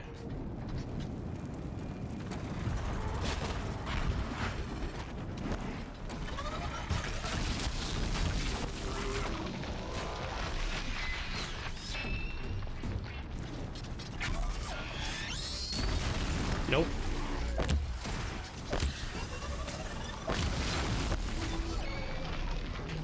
Yeah, this is gonna suck for you now.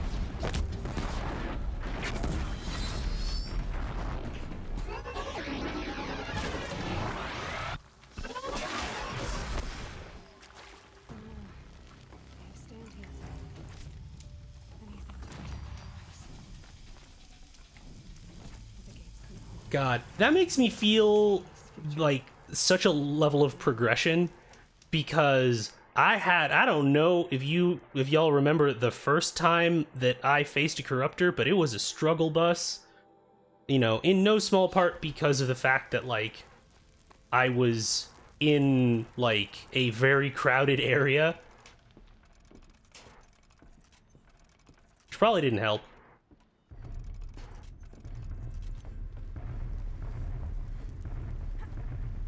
Alright, is that Stompy Stomps, or is that Explodey Bombs? Oh, sounds like it's Explodey Bombs. Oh, hi. Hello.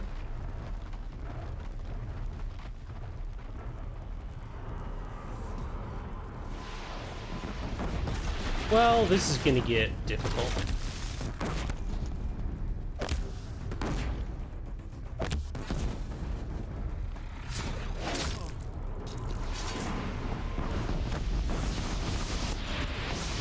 Okay, I'm gonna want my ranged outfit.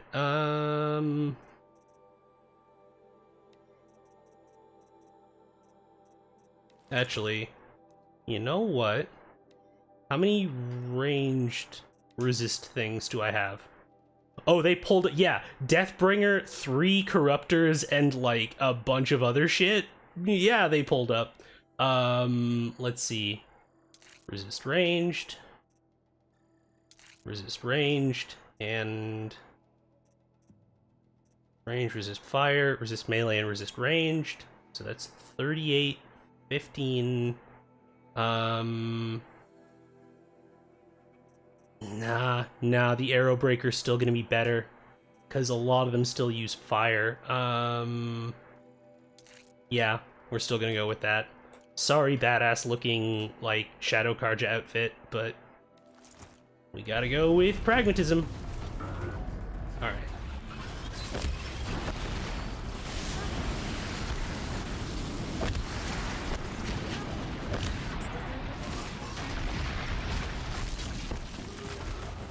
Okay, do a thing. Yep, come on.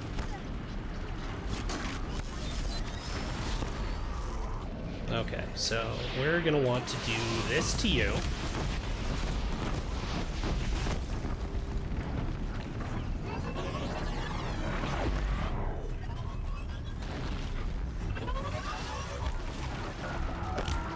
Oh, no, gotta shoot the things.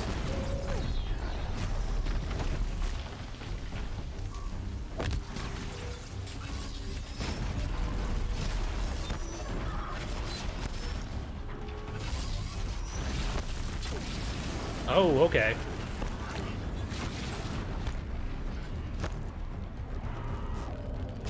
And you're just gonna be an annoyance that's gonna get me killed, so...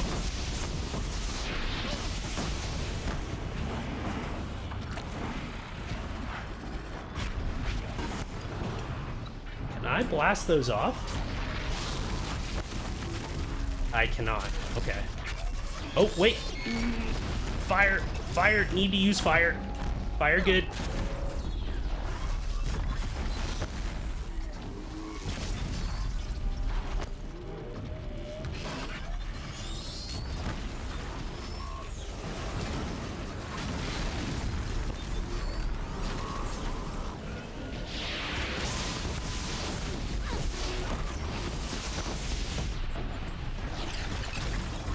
Almost there.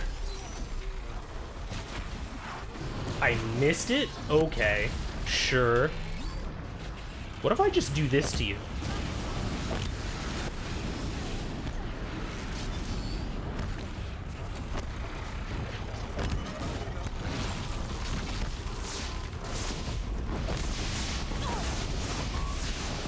There we go. Smile, you son of a bitch. And now for you.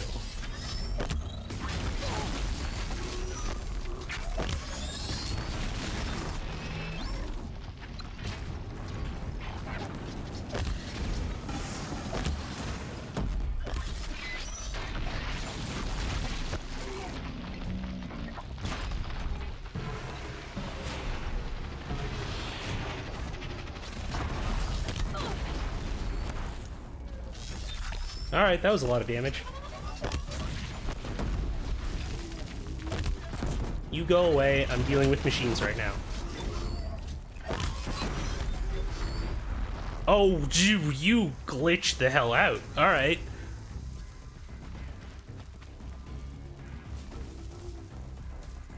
Alright, well that was a thing. And there's still a lot more enemies. Okay. Okay. Slam that guy point blank. Listen! He's just like, sir, I am currently occupied. I'm gonna need you to take a number.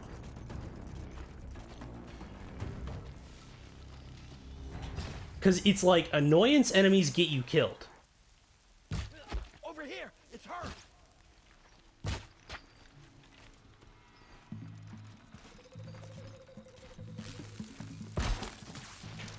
No, that's not what I wanted. There we go. Anyways, y'all got any more of them Deathbringers? It's devastated. For years, this is my entire world. It can be destroyed in hours.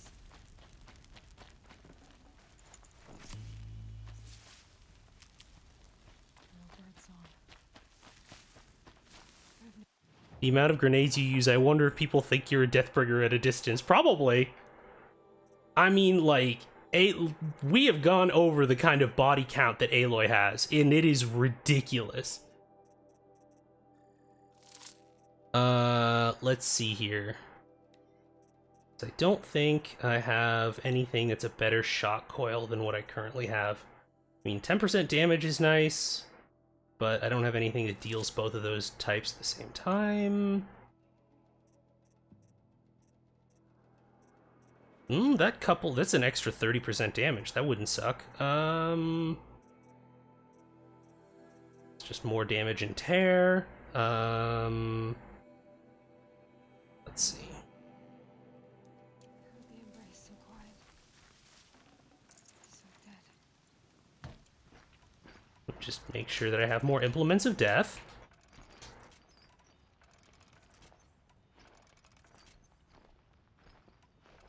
And gonna want more of those.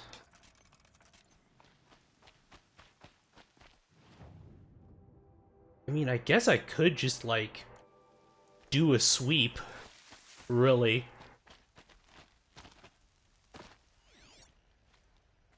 Nope. Alright, well.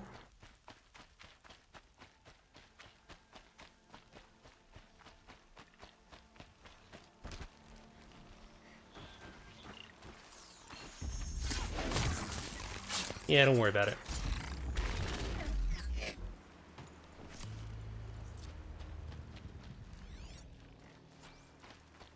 Yeah, I can hear watchers around, but...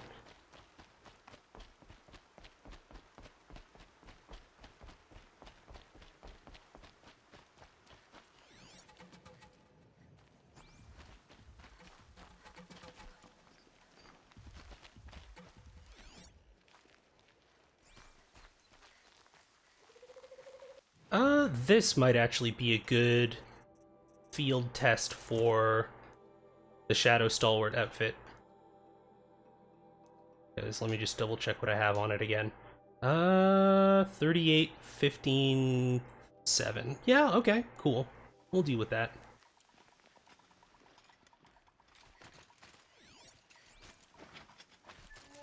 You're going to die here.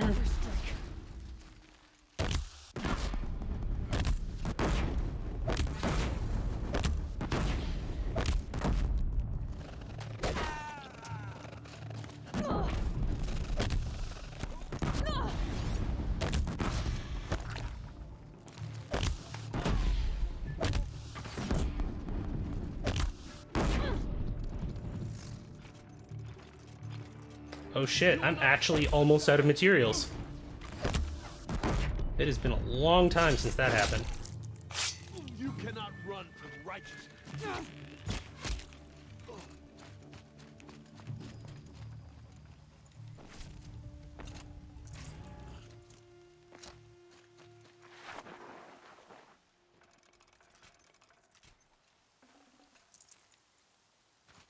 I might not be able to just rely on my blast sling.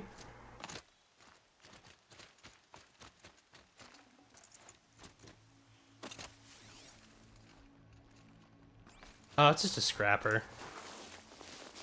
He's just minding his own business. He ain't hurting nobody.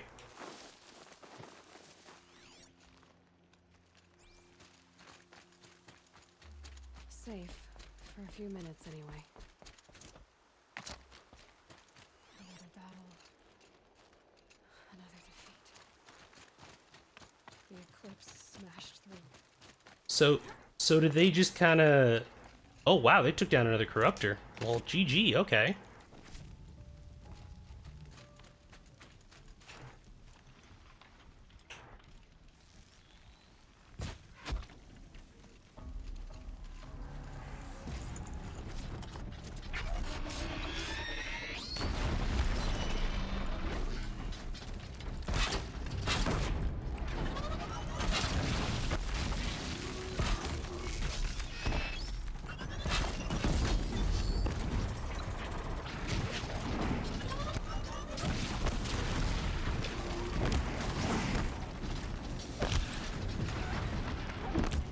Okay, triple knock.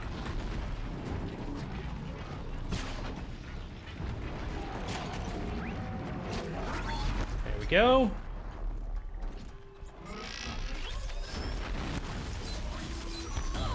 Oh, that is some bullshit. There we go.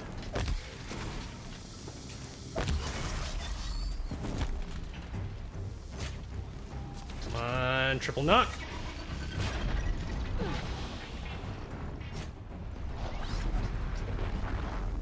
Alright, who the fuck else wants some?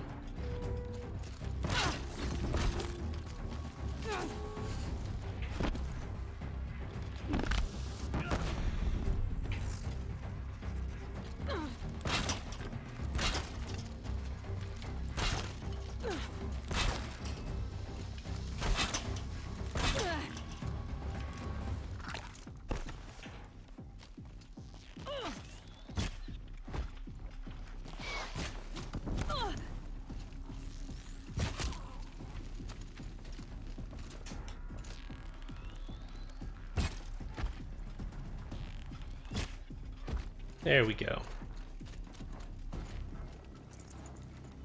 That's a bit better. Well, at least, let's see, so that's 5 that I've faced since I've been just here. So 5 and a Deathbringer. I'm guessing they're probably going to have at least one more Deathbringer on my way in there. I can always use these. Yeah, I can, because Aloy is getting ate the fuck up.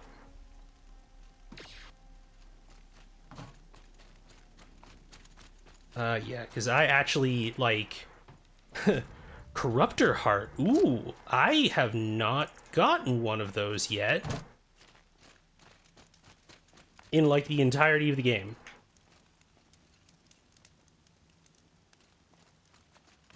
Grabbing some ice cream? Absolutely, Ten Bear. Please, live deliciously.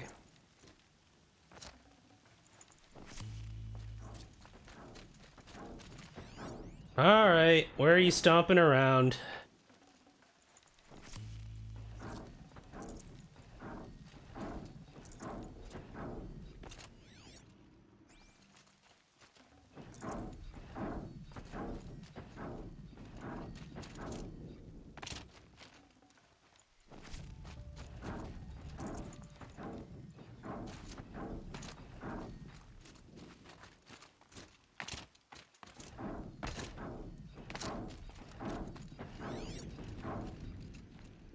Okay, so we got some corrupted smaller machines.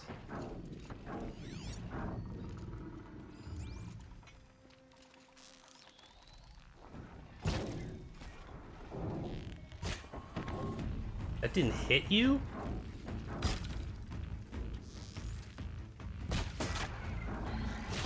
No.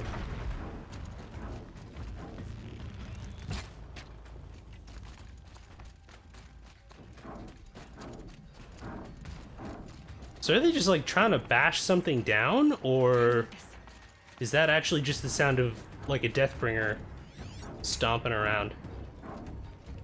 Oh, well, corrupted Thunderjaw. Okay, cool. Apparently we're facing 2 of those today. Okay. You know what? You made me waste my expensive ammo, you prick.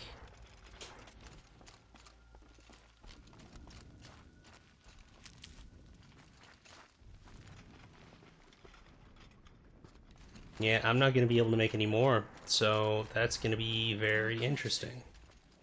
It's a corrupted Thunderjaw, right? The survivors must be holed up in the mountain. If the tunnel collapses, they'll be buried.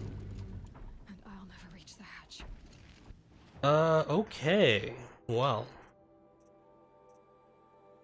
Yeah, we're gonna go Arrow Breaker, and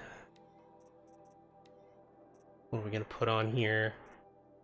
Probably more melee resistance, honestly.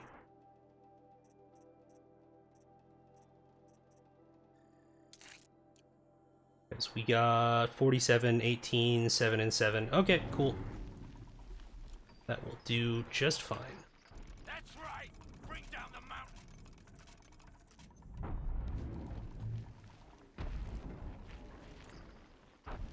Yeah, I need to...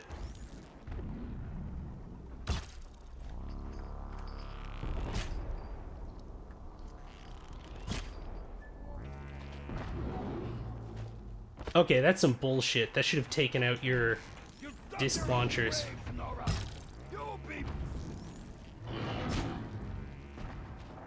Okay, it's just straight up not happening.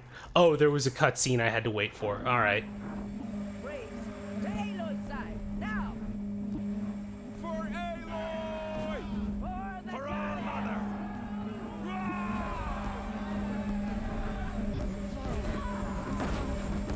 They're still alive.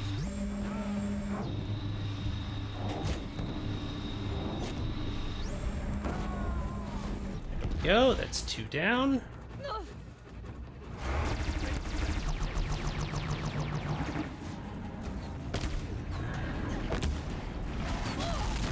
Alright, well...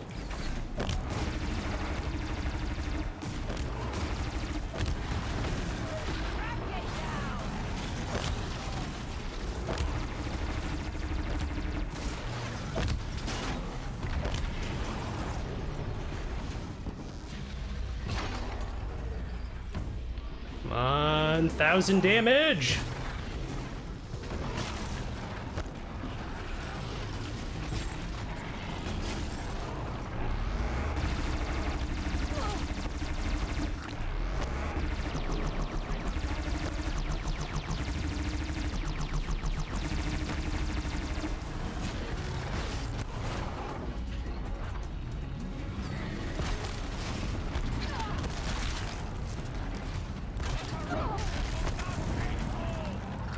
Damn, twice in a row, huh?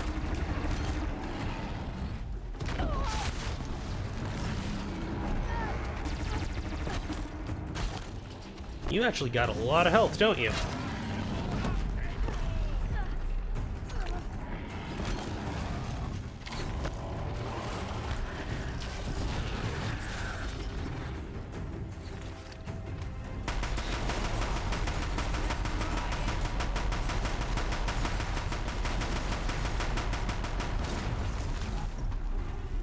Ho ho ho, motherfucker. Finish them!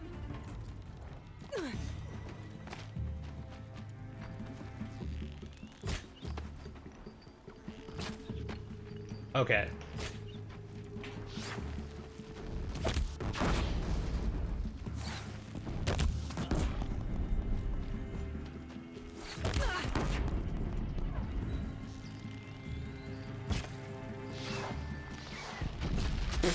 Yeah, you shouldn't have looked at me when I was the distraction. Now you're on fire, looking silly.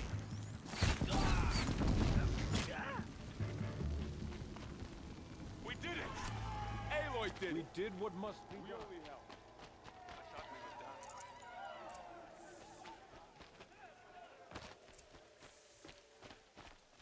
done. Yep, just a moment. I need components for my implements of death. I return. Welcome back.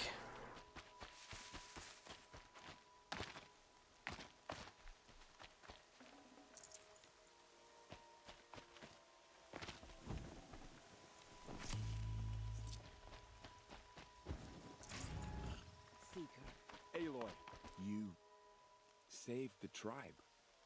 Did what no brave or war chief could do. I'm glad to see you're all right, girl. You are all right. Since the proving. So much death. Is the killing over? Nope. No, but this was just one battle more. There are more to come. I see. So long as we have you to fight with us, I suppose we'll make do. Tell me about the... They struck from the east. Our sense said that beside them marched Deathbringers and Corruptors, and we took ground, met them with clouds of arrows. Some fell, but they kept coming. Finally, we withdrew to the gates of the Embrace, but they were too much for us. Those who survived fell back to the mountain. I like how the rain patters on his skin. That's a cool little detail. So the survivors took shelter in the mountain? How are you enjoying Horizon Zero Dawn? It is! I am enjoying my time with it, and also, thank you very much for the subscription, Jay Mnemonic. I very much appreciate you on an 11-month streak, too. I appreciate your patronage there, citizen.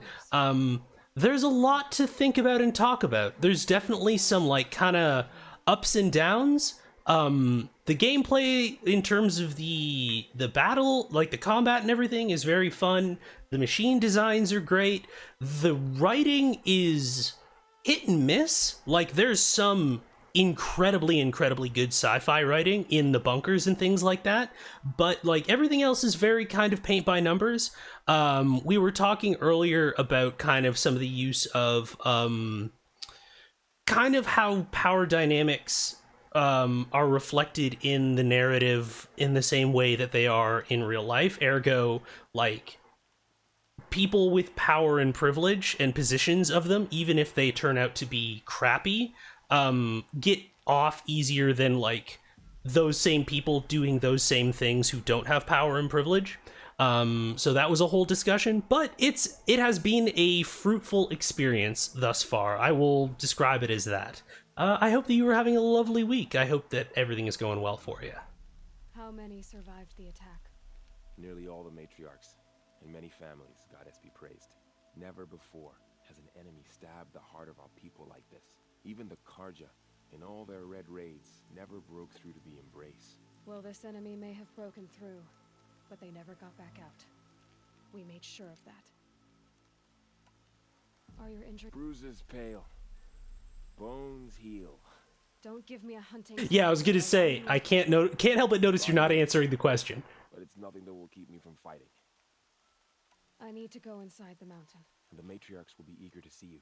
I'm sure, but I didn't come here for them. Then... you will see.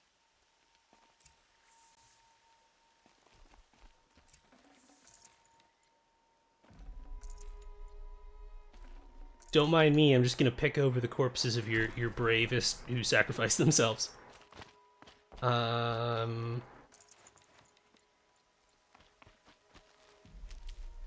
gonna actually need more, sparkers. Which I never thought was going to be the case. Let me just put my badass outfit back on. Yeah. What did I actually get off of that Thunderjaw? 38, 38. I really wish they would do the thing that most other games do, where they have like a little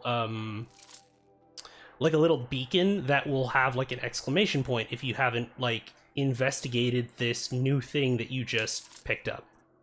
Let's see. Still the better handling, damage, fire.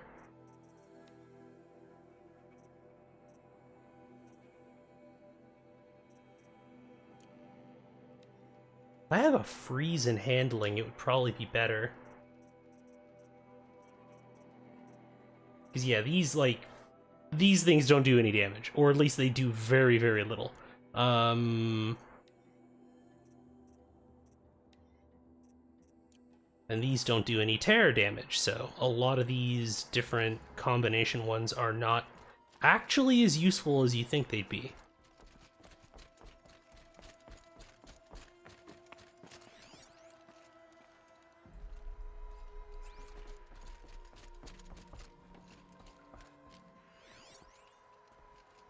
God, how deep does this go?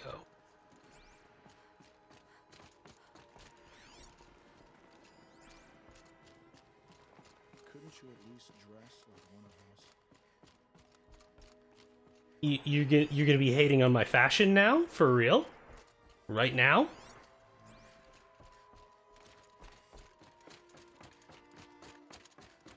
Aloy, why can't you be like your brother? He's a doctor, you know. Let's see here.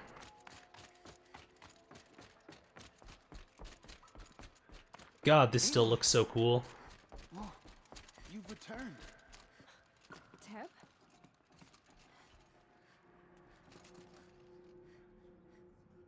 Aloy! What's up? So, you have finally returned. She not only returned, but fought her way through many enemies to Yeah, I just saved your asses. She brought low a corrupted Thunderjaw. She lifted the siege.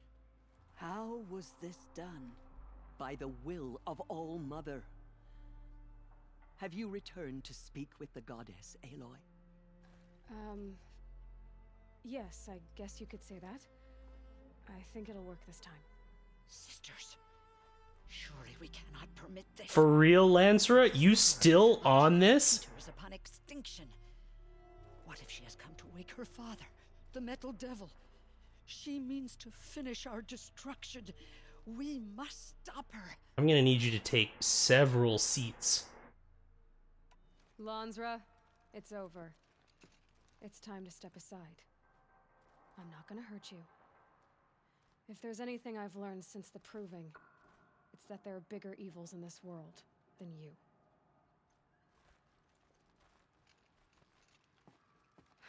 Finally. Hold for identiscan. Yeah, that is a mic drop. Error. Alpha registry corrupted. Correction. Alpha registry restored. Aloy's like, that's what I thought. Entry authorized. Greetings, Dr. Sobek. You are clear to proceed.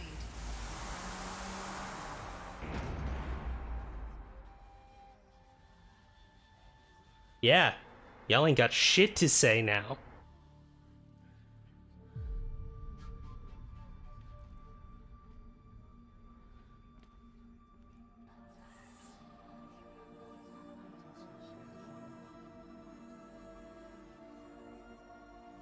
Mixing high-tech sci-fi with pre-industrial age technology, but it's one of my favorite niches.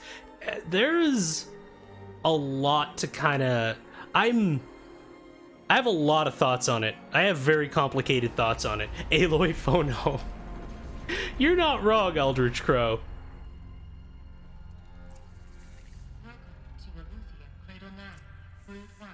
Okay. So, I'm not entirely sure if it's going to come up here. But one, if we could just get a CWTW more broadly, and as well, I'm going to pull up my content warnings here that we have for the bunkers in particular. This one isn't particularly for this bunker, but the lore here having to do with the present day and the end of mankind as we knew it from like the Pharaoh Plague or the Pharaoh Swarm is pretty heavy. So what we're gonna say here is I'm just gonna use the CWs from the previous mission, Deep Secrets of the Earth, which is war, governmental deception leading to mass casualties, apocalyptic scenario more broadly, like ecological disaster, genocide, which, you know, by machine and by the climate, but it's the extinction of the human race. And in several of the different areas, I don't know if it'll repeat here, we also have data points that refer to forced confinement or captivity, suicide and suicidal ideation, homicide, intimate partner death, and references to medically assisted euthanasia, as well as forced and voluntary sterilization. So it's gonna get pretty heavy, folks, most likely. So please prioritize your own self-care, and we are going to take a look in here and see what comes up next. I see you're inside. Figured I might be hearing from you. Shall we begin? I never stopped. All right, let's rock. So they basically created these Cradle facilities with, I'm guessing, like genetic material, basically. This was the repopulation effort after the apocalypse happened and life completely ceased on Earth. And this was one of many facilities like this. So, some basic context for you there.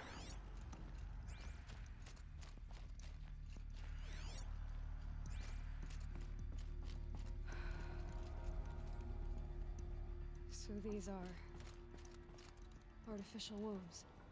The mothers of a new generation hundreds of years ago. Hundreds of thousands. All right, data points. Gestation, spawning phase, tasking complete, correction, partial reactivation, standing by, viable zygotes in storage, 0. Okay. Interesting. So this was it. Birthing logged, tasking complete, standing by. So... But why? That's literally Aloy's. This is my hole! It was built for me! Let's see here.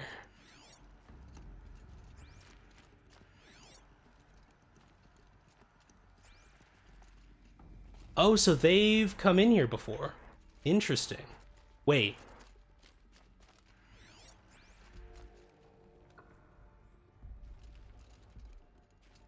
Is this from before the apocalypse?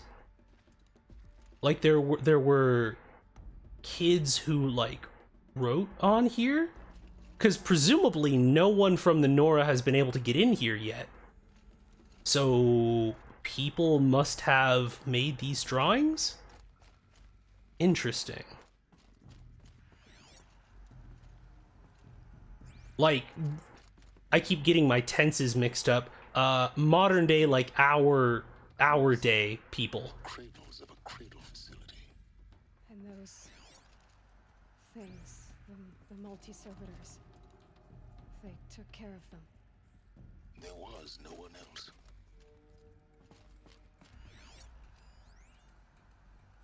Nursery. Nurture phase, tasking complete, nutrient stores depleted. Interesting.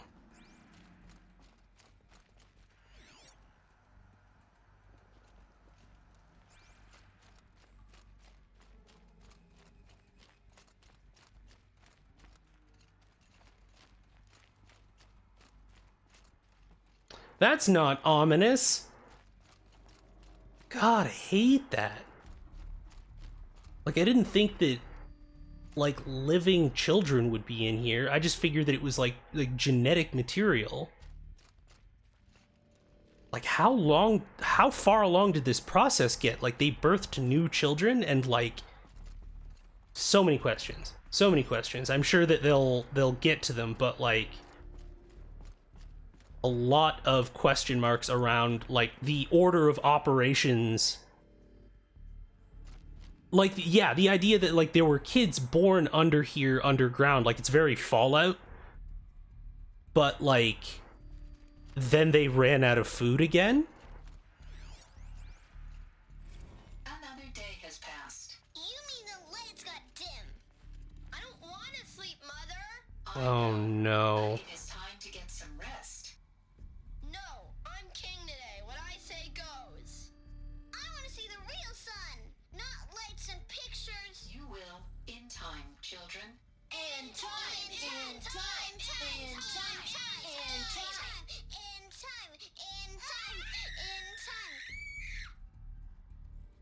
Oh no. I think we might have to add psychological trauma of confinement with children to the list of CWTWs. Because this doesn't look like it went well. Understandably. Blue is the color of the sky. White is the color of clouds. Yellow is the color of the sun. Green is the color of grass. Flowers can be any color. Take a look. These are yellow and black, and they love flowers. Here they come. Bzz, bzz, bzz. The combination of the voices and like the ominous surroundings are fucking me up a little bit. I'm not gonna lie. So this is where they lived. It's a mess. Everything's broken or painted on. How long did they live here? God.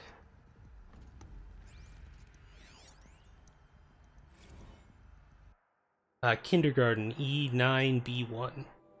Multiple system failures alert nutrient stores depleted. God.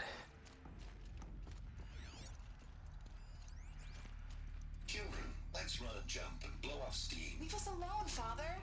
After what just happened, I can't leave you two alone. You broke community rules. Just let us talk then. Go away.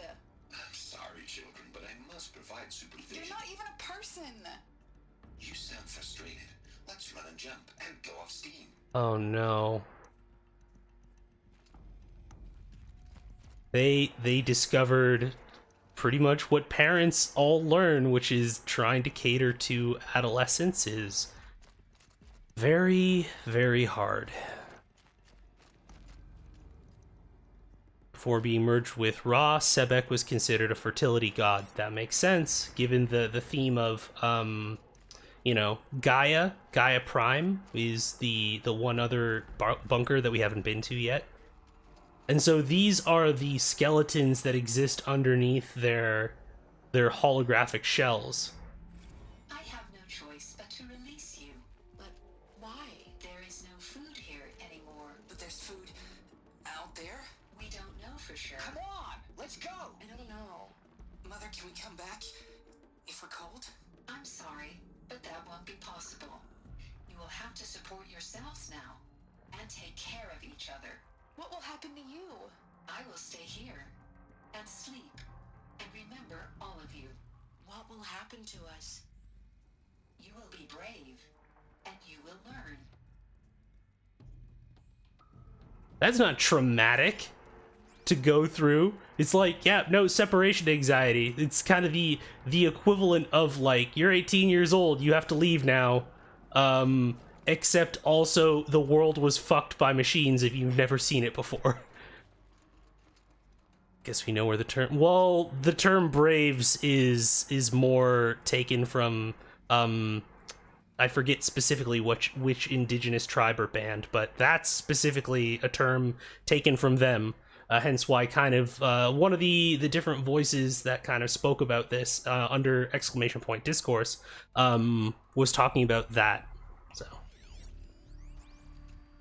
Someday. That's what you always say. We want it now. It's big down there. Now, Father. Children, that area is not yet available. Get him! Physical aggression detected. Physical aggression is not permitted. Except yours. Damn sentinels. Children, may I be of assistance? Go away, healer. Lena, you have suffered mild bruising. Go away! God. We're trapped here. Looks like they didn't like this door very much. It wouldn't open for them. Of course they hated it. God, let's look at some of these drawings. Okay, so we've seen the ones. All right, let's do the whole tableau. So we've kind of seen these, and got this whole tableau of like what the Earth outside is supposed to be. No, that makes it harder to see. And the sun and the clouds and all these. No wonder they wanted to go outside. But now, so that's them all being sad. And it's probably, that's the corruption of the machines, or the Pharaoh plague, basically. Even though it fits so neatly into my wheelhouse game type-wise, I wasn't really sure to make of those elements that seemed appropriative in nature. That's actually, I've set up... Let me just double check here. It should still be working. Exclamation point sources, there we go. So there's actually a number of different indigenous voices who have spoken on this, and one of those links is to a meta-analysis of a number of different games that dealt with things like cultural appropriation, and Horizon Zero Dawn is one of them. This was one of those things that, like, I had wanted to play this game and wanted to kind of talk about a lot of those elements, but as well, I'm not of indigenous ancestry or background. So putting together a list of people who had already been talking about this seemed important.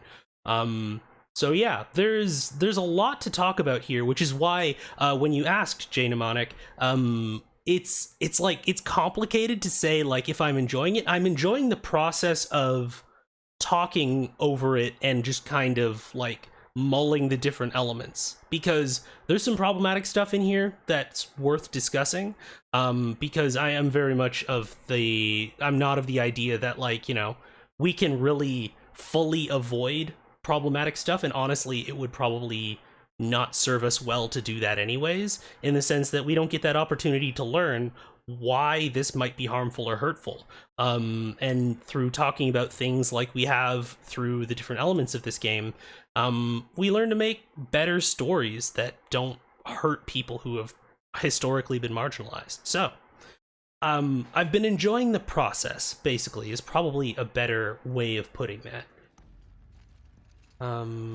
We have this kind of icon thing. Thoroughness and honesty as always. Absolutely. I want this to be a place of learning. And now we have the despairing portraits.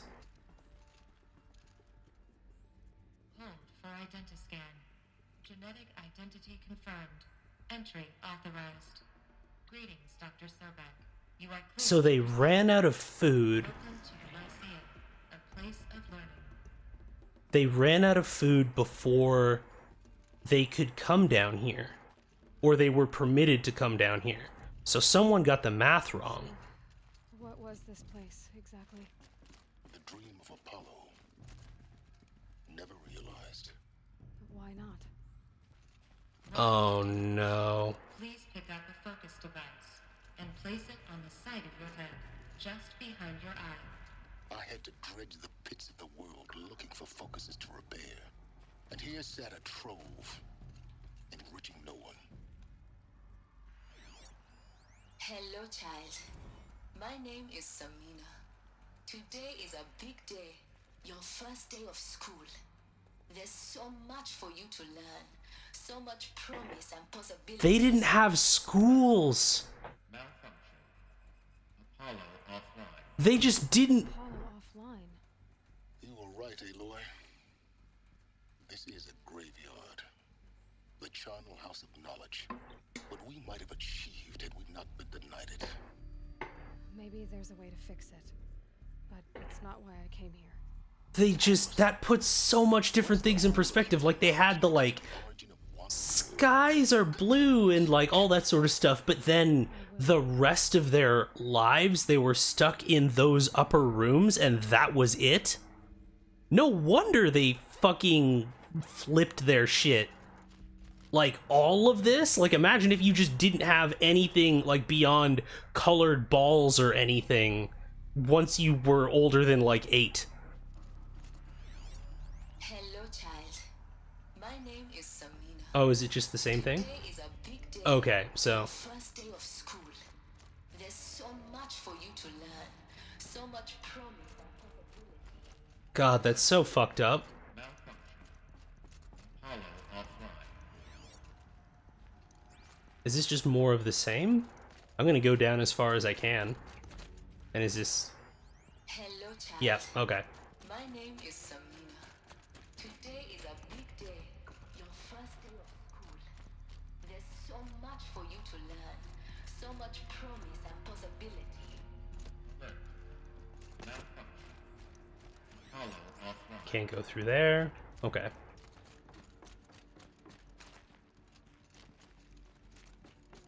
Oh, wait, yeah, I gotta go around to the other side. Alright.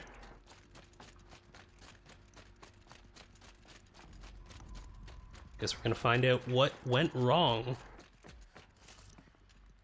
Control accessed. Priority message for Dr. Sobek. Please scan message with focus. So I think the thing is, Crow, is that there's a bunch of other sections down there, way down below where I am. Like, so it's like beyond just them teaching it. Like, there was a whole facility, and the kids were effectively living in like the top 10 to 20% of it. Yes. I suspect we're about to learn a great deal. Let's go. Oh no.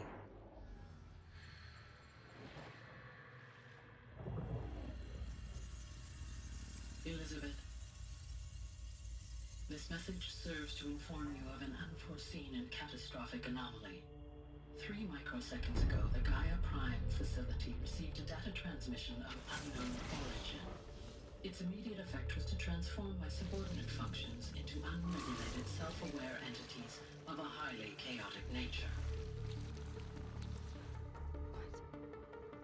Thus awakened, the Hades function will now seize control of the terraforming system and reverse operations, rendering life on Earth extinct in 53.8 days. For obvious reasons, I cannot allow this to occur. And so before Hades can take control, I am ordering Gaia Prime's reactor to overload. The resulting explosion will destroy Hades. Unfortunately, it will destroy me as well. While this admittedly desperate course of action will avert the immediate crisis, the fate of life on Earth will remain in peril. With no central governing intelligence to regulate the terraforming system, it will continue operations for some time, but in an increasingly chaotic manner, and eventually it will break down. Does she mean the derangement? You are my solution. I have ordered this Cradle facility to use genetic material in cryostorage to gestate a reinstantiation of Elizabeth Sobek, my creator. While high-level directives forbid me from communicating directly to the tribal inhabitants outside the facility, all available data indicates that they will nurture you to physical maturity, whereupon your gene print will allow you to re-enter this facility, obtain one of the focus devices stored below, and view this message. Likewise, your gene print will allow you to enter other facilities, and over time, harness their technologies to rebuild the system core and reboot Gaia. All right, Elizabeth. This is most unfortunate and unanticipated. In response to my act of self-destruction, Hades has launched a virus to dissolve the code shackles that hold it. God damn it, Tate! All of them. In place. They are escaping. But to where? The virus is corrupting data throughout the system. The Alpha Registry at the Cradle facility is one of the files corrupted. But if that is so, the door will never open for you. You will never view this message. Then I have failed. And life will end. No. No, Elizabeth, I know you too well. Somehow you will find a way. In you, all things are possible. Go to the ruins of Gaia Prime. Find the control room, and within it, the Master Override. This will give you the power to purge Hades so long as you find a way to wield it. Do not attempt repair of the system core until Hades is eradicated. Hades must be destroyed. That is all. I only wish that I could hear your voice again.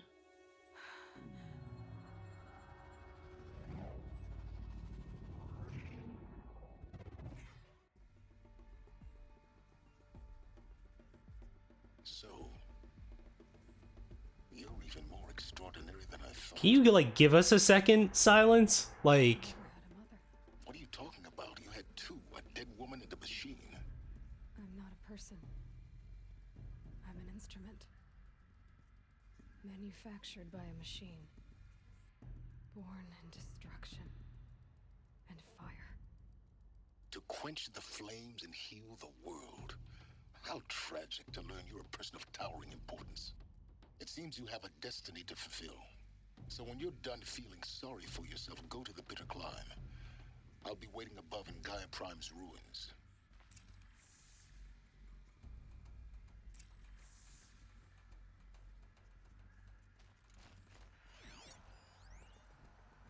Operations log.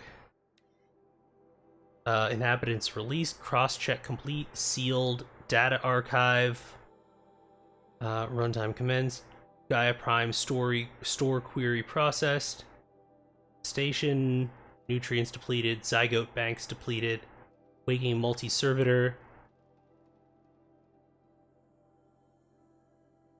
sealed, operation suspended. Okay.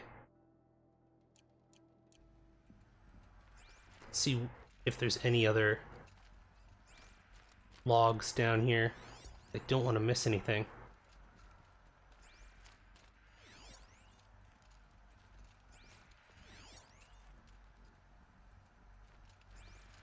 Identiscan malfunction rectified. Alufia 9. Route 1 access unsealed.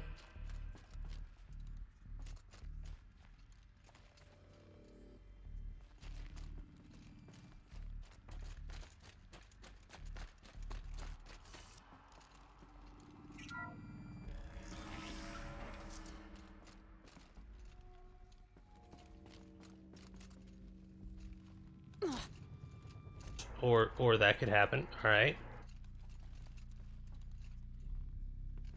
Oh no, you want me to go up. Okay.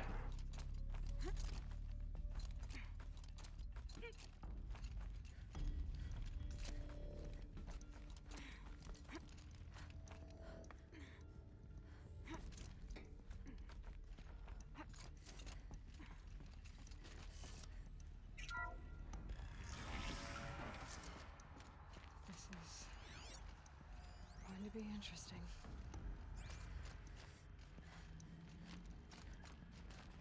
Oh, when you go out to just, like, talk to all of your...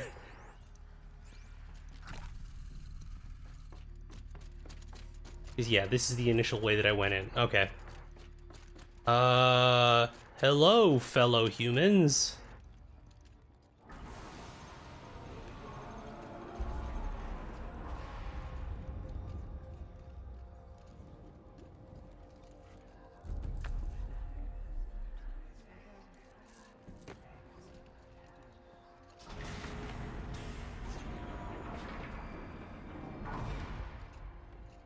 Aloy, forgive. Forgive. The goddess spoke to you? She did. What did she say? That I was born to lift a curse, to kill a metal demon. How, Aloy? How? I don't know yet. But she told me where to go to find out. And you will do this? It was her wish. What she made me for. Yes, I will do it. I mean, she came up with that story quick. Try. Or at least that, like, the PR spin version of that story. Anointed of the Nora! All praise Aloy! Anointed of the Nora! Up! All praise Aloy! Anointed of the Nora! First you shun me, now this? I will not be worshipped. I'm not your anointed. I don't belong to you. There's a whole world beyond your borders, whole tribes of people just as good as you. And it is all in danger. It's a world worth fighting for. Not just here, everywhere. How can we help? If you can fight, and you're willing, Go to Meridian and wait for me there. As Aloy says, so it shall be. Nora! Make way for Aloy, that she may forge the path for others to follow. Yeah, that would, I mean, honestly, I feel like that's how I'd be react, like, no, we're not doing any of this. Nope, get up, no.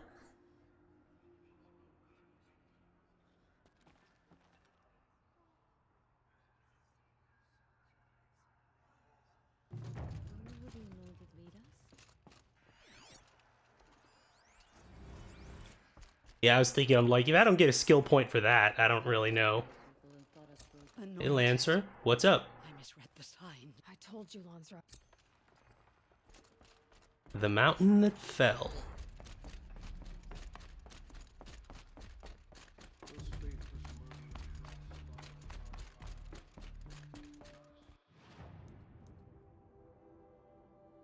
See, nah, you ditched me, you don't get to suddenly make me your leader because I have better shit to do. Yeah, exactly. Like, there's this weird sort of...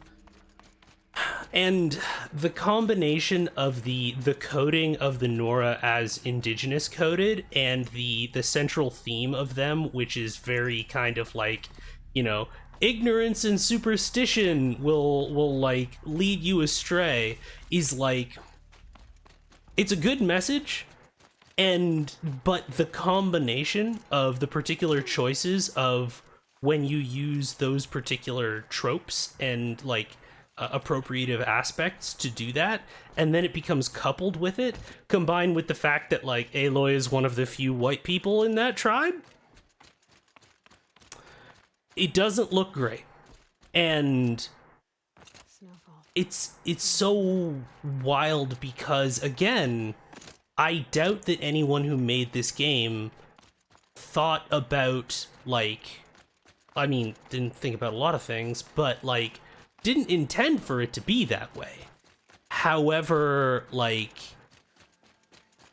when you take pieces of stories that you didn't grow up with, and that may also not be your stories to take and use, then you can often end up not realizing the implications of all of these different things when they kind of bounce off of one another.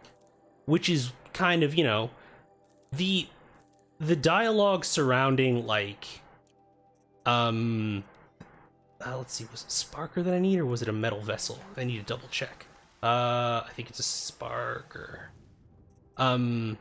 The conversation around, like, sensitivity reading and cultural consultation is still stuck in this area of, like, well, I don't want to do it because I don't want to get in trouble.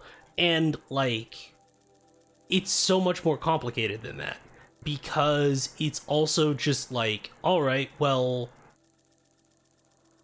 it's because you don't know what you're messing with. And I feel like a lot of the time, especially because of how white the video games industry is broadly, that a lot of folks think that if they, like, say, read a book about, like, you know, indigenous peoples and histories in America and things like that, that they're like, okay, you know what, I think I can handle this now, I know what I'm doing. And it's like, no, it's more complicated than that.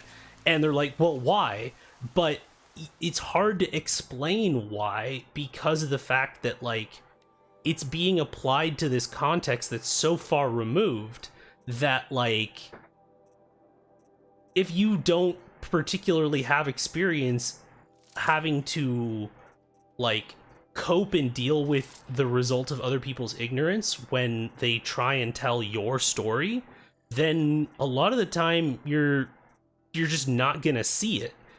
And, you know, that's what cultural consultation is there for, but it's also, like, that whole scenario and the people who get hired for cultural consultation versus the people who are doing the hiring means that the people doing the hiring frequently don't understand the sheer amount of labor that comes with cross-checking everything in a game like this or in a story like this. Is a weird thing to, yeah, syncretize into this. Exactly, Eldritch Crow. Like, yeah, pay your cultural consults, and also consider when you are reading a story from a culture that is not your own, even if you have great appreciation for that story, consider the very real possibility that that is not your story to tell, and those are not your elements to use. Because folks a lot of the time will spend so much energy trying to find a way around to be like, okay, well, we're gonna hire cultural consultations and sensitivity reader. But if you are not willing to think about the possibility that your sensitivity reader comes to you and says, this is, from what I've seen from your script, you do not have the range to tell this story. You should stop this project. And if you are not willing to hear that, don't hire a sensitivity reader. And the reason why I say that is because you're not hiring a sensitivity reader. You are paying someone for their permission to tell their story. Because if you are unwilling to hear no and respond to that appropriately, then you're not actually using a consult. What you're doing is just trying to manufacture consent, which is uncool, and just another means of like economic colonialism, which is decidedly uncool. So yeah, thoughts, lots of thoughts. Okay, Grave Hoard, Deep Secrets of the Earth. I think The Day the Mountain Fell was one of the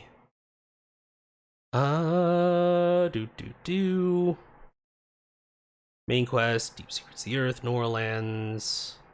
Is it not up here?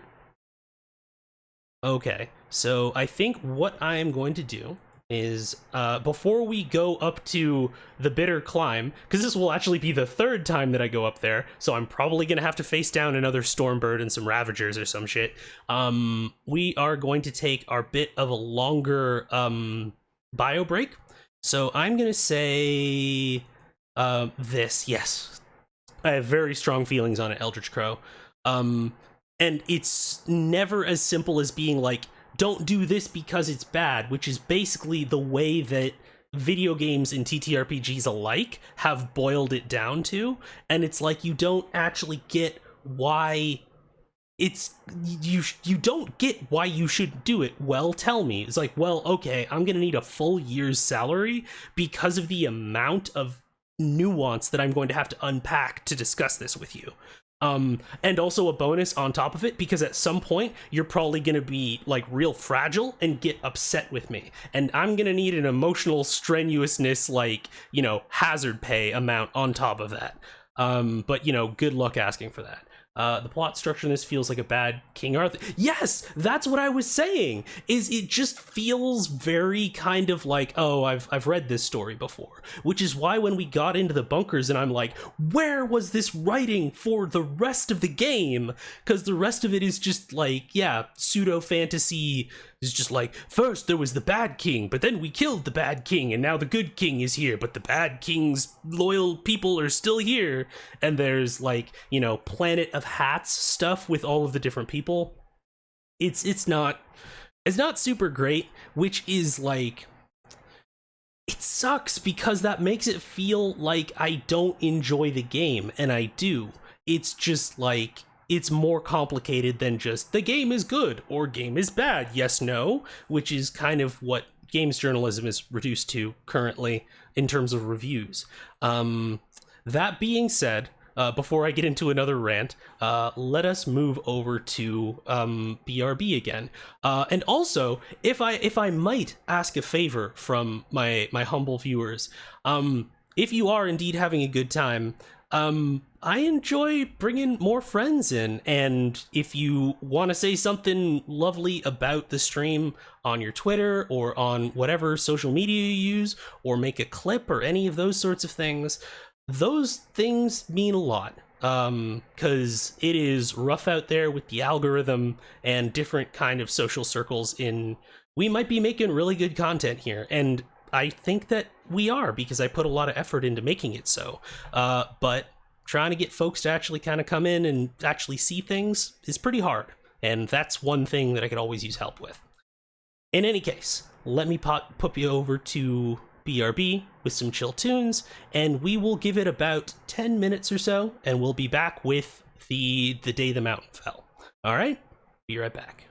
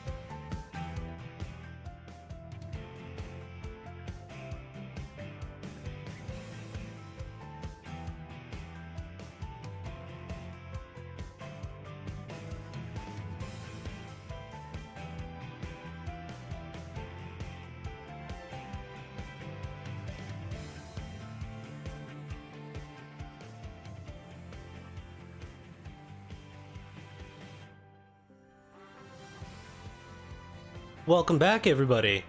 I saw a couple of the points being made in the chat, and so I wanted to pop over to IRL for a second to kind of join in the discussion before we get started again, because I think that that is a super valid point.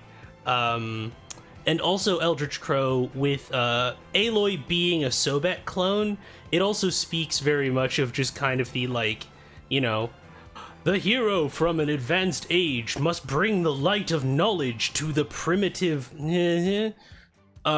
which, you know, might sound maybe overly harsh, but given that one of the things that a lot of indigenous writers were criticizing Horizon Zero Dawn for when it first came out was the abundant use of terminology like primitive, savage, like, you know, all of these kind of different things that have historically been used to disparage indigenous peoples of various different kinds. I feel like it isn't too far of a jump. So yeah, no, that would have definitely been something, and I've heard more than one person, particularly people of color, being like, I feel like I would have liked the game a lot more if, like, the rebel, the one who breaks from the pack and isn't just gonna, like, listen to dogma, was, like, one of the few white people in the game, which is certainly a choice. So with that being said, let's transition back over. Let's go kill the same Stormbird, probably, for the first of, not the first of, but probably the third time. And we'll see how far into... Can I just, like, skip this part? Like, what happens if I go up to this campfire instead?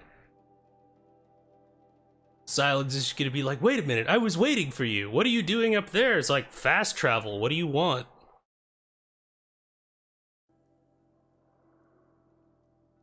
Not this fuck again, I just respawned. It's like, how many times do we have to teach you this lesson, old man?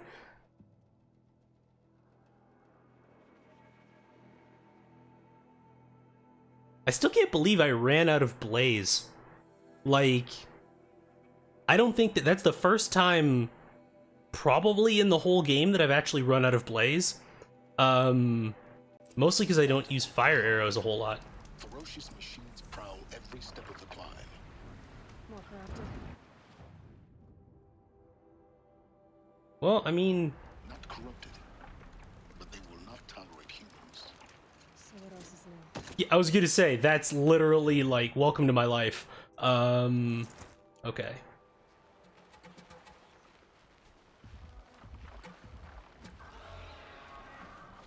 Stormbird just flies away. Exactly. He's like, you know what? Above my pay grade. I don't want anything to do with this. I might straight up just be able to walk past them.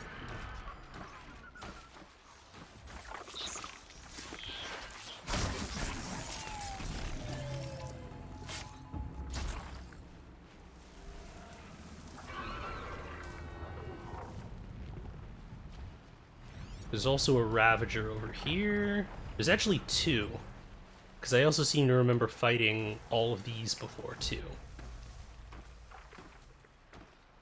Yeah, you just keep on going over there, friend. Don't you worry about me. Don't worry about me, you let me worry about blank. One other thought I had, the reveal with the machines or terraformers, having chill water and blaze makes a lot of sense. Yeah, I mean, I just figured that it was like fuel and coolant was basically what I thought those things were. Okay, you know what, don't... Yeah, I'm just gonna... Don't you worry about me. You let me worry about blank.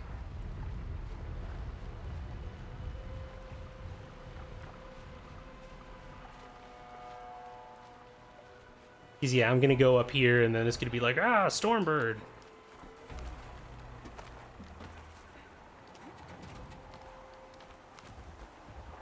Actually, I wonder if it's gonna script the cutscene again, because we went up here for a vantage point.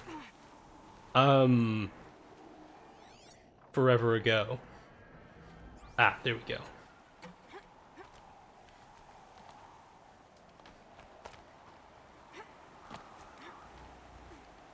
Gonna go this way.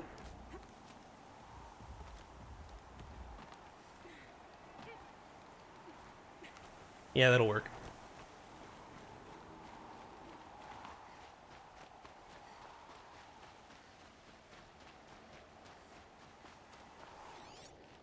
And there's nothing up here right now. Okay, cool.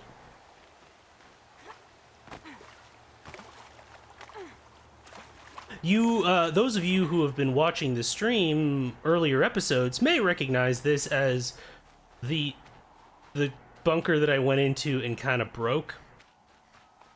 Because I was there, I glitch jumped to get into it, to get to a power cell. And there was nothing spawned in it because I didn't have the mission yet. So, yeah. Wait, there was nothing of significance over there, right? Okay. Well, and it also explains why there's a huge fucking crater here, where that wasn't the case for any other bunker, because Gaia blew it sky high. Gaia's sacrifice. It did this. Cracked the inside of the mountain like it was an egg. Yes, yes. Quickly now. I've prepared the way ahead for you. Have you? So you've been in here before? To a point. You'll see. So, Silence actually puts, like, okay, so there are these bridges here, right? You made a climbing path for me, but left an army of machines for me to deal with? Since when were machines any obstacle for you? If you could fly, I wouldn't have bothered with the climbing path either.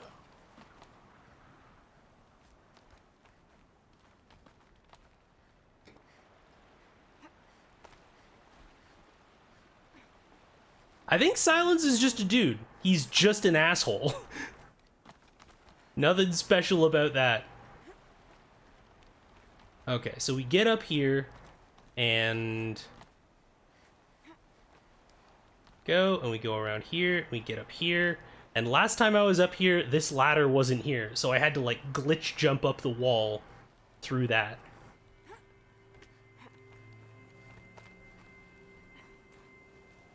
All right, so our usual post-apocalyptic or pre-apocalyptic content warnings with respect to forced confinement, sterilization, suicidal ideation, and a number of different other things. We throw down CWTW here. I just assume whenever we get into one of these, regardless of what the specific content is gonna get dark. Thank you. It's one of many workshops I've constructed over the years.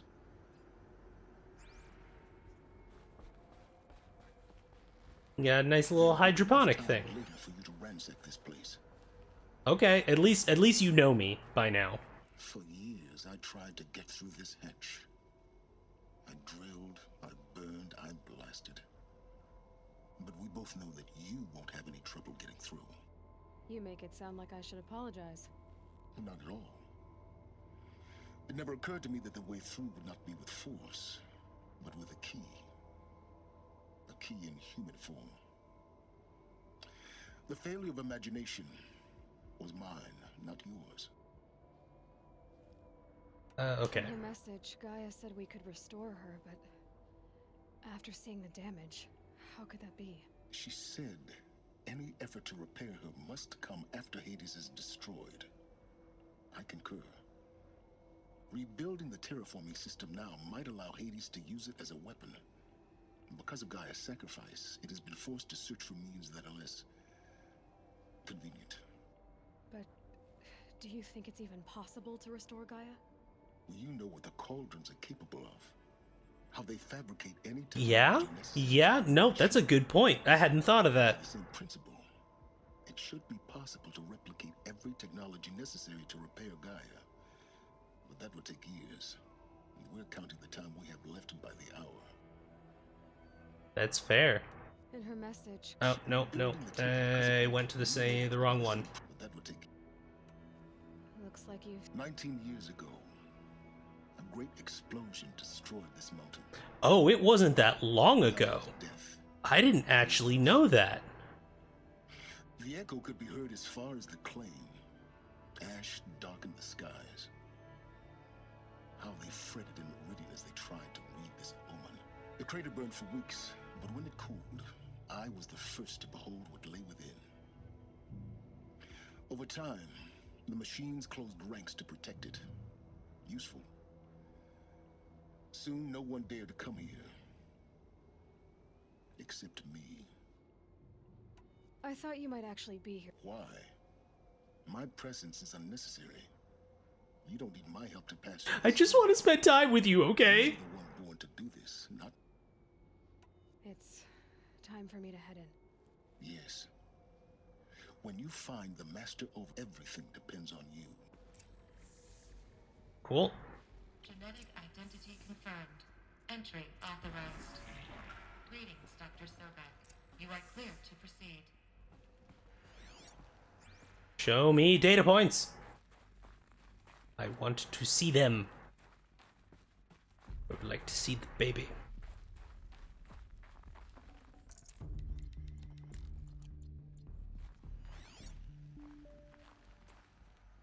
Hello? First of many, I hope. Logging arrivals. Shan Margot. Welcome to Frozen Hell. Population 10. 11 counting Gaia. Don't count your chicken embryos before they're incubated, hon. She's still firing up. Be a while before you eat that omelet. I'm vegan, Travis. You'd think we'd worked in the same secret base long enough for you to notice. We weren't scheduled to shack up here for another 3 weeks. You realize I just lost 350 kilos of pre-code smut comics in transit. Wait, actual physical media? Why didn't you have it digitized? Can't beat the feel of physical media on your fingers. And in here, we ain't gonna be touching a whole lot else. Figured I was gonna pass the time archiving them. What about you? Me? Work, I guess. My task queue stretches out for like 3 years. There's a lot of sharp edges to round off. After that, I hadn't really thought about it. Oh, you will. You're what, 30? Reckon you'll be the one turning the lights off at the end. Food for thought, huh, vegan? This sucks forever. Nah, not forever. Just the rest of your life. This is like the worst version of like the real world ever. Is just like 10 scientists caught inside a bunker and not allowed to leave because the world outside is a toxic, lifeless Earth sphere. This fall on MTV.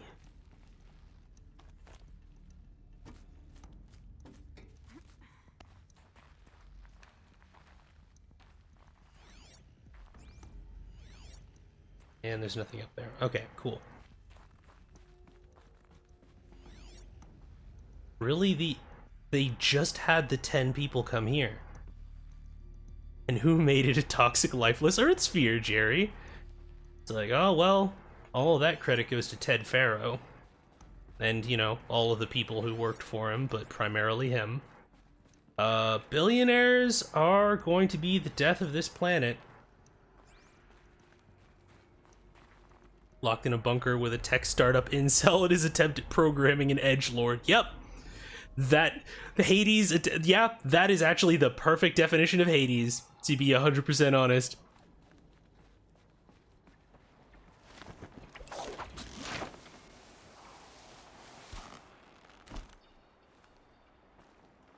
Alright.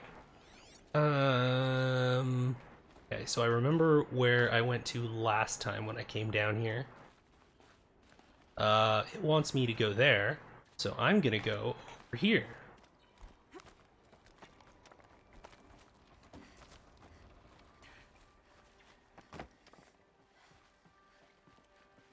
Was subjected to watch...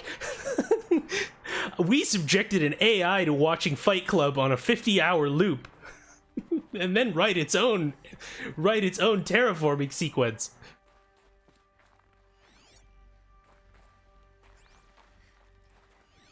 Okay, so this was where the power cell was before. I was just wondering if there might be a data point. Oh, nope, that's just decoration. Okay, good to know.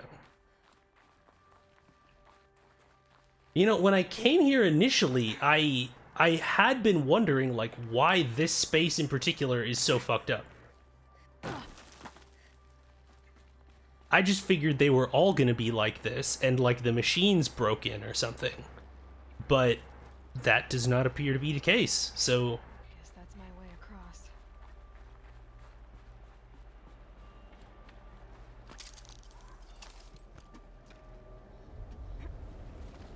It's, held like this for 19 years, right? Well... Don't answer.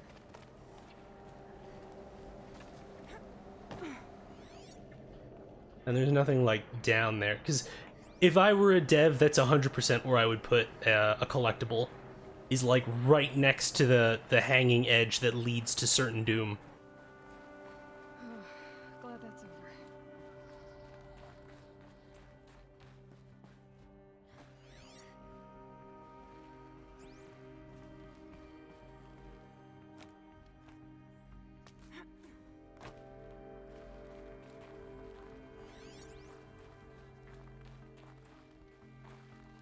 Not this way. Maybe further up the shaft.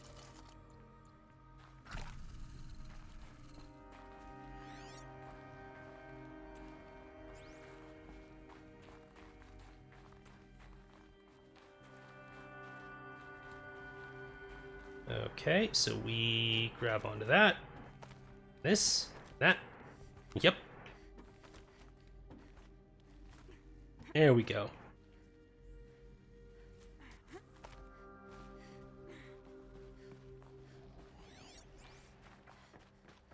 Anything over here? No.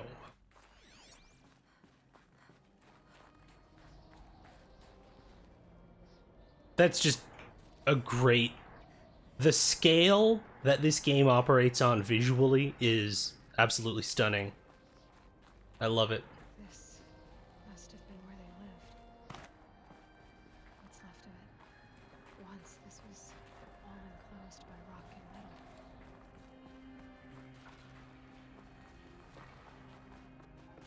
metal. Alright, let's take a look at the depressing content.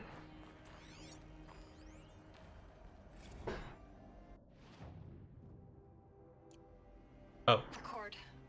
I just woke up. I see the numbers, but can't make out the time. I was dreaming of...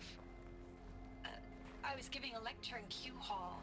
Maybe it was something more shamanistic. I don't know. An audience of shadowy faces under a blank open sky. I told them the world ended with a bang. A plague of robots. The last humans. We went out, not with a whimper, but a whisper. You know, in caves, ending like we started, huddled around a flickering glow. The heads of state, the Fortune 5s, the leaders and lottery winners and life cults, all of them buried in their little shelters. Some believing they'll live it out some way, somehow, or Elysia, or us here at Gaia Prime, no different. A multitude of tiny societies taking hold, flaring, dying. Some will be beautiful, some horrific, and none of them matter. Short-term civilizations. One last gasp before the long-held breath. Before I wake up, I know the audience is gone. I'm talking to myself, to a quiet planet, a barren sphere. Just Gaia. And her long, long dreaming. I hope she won't be lonely. Damn. Like, yeah, the kind of Vault survival writing Fallout wishes it could... That's exactly it. Like, this is so good. Like, I really love reading these logs. And I wish that there were more like them in this game, as depressing as they are.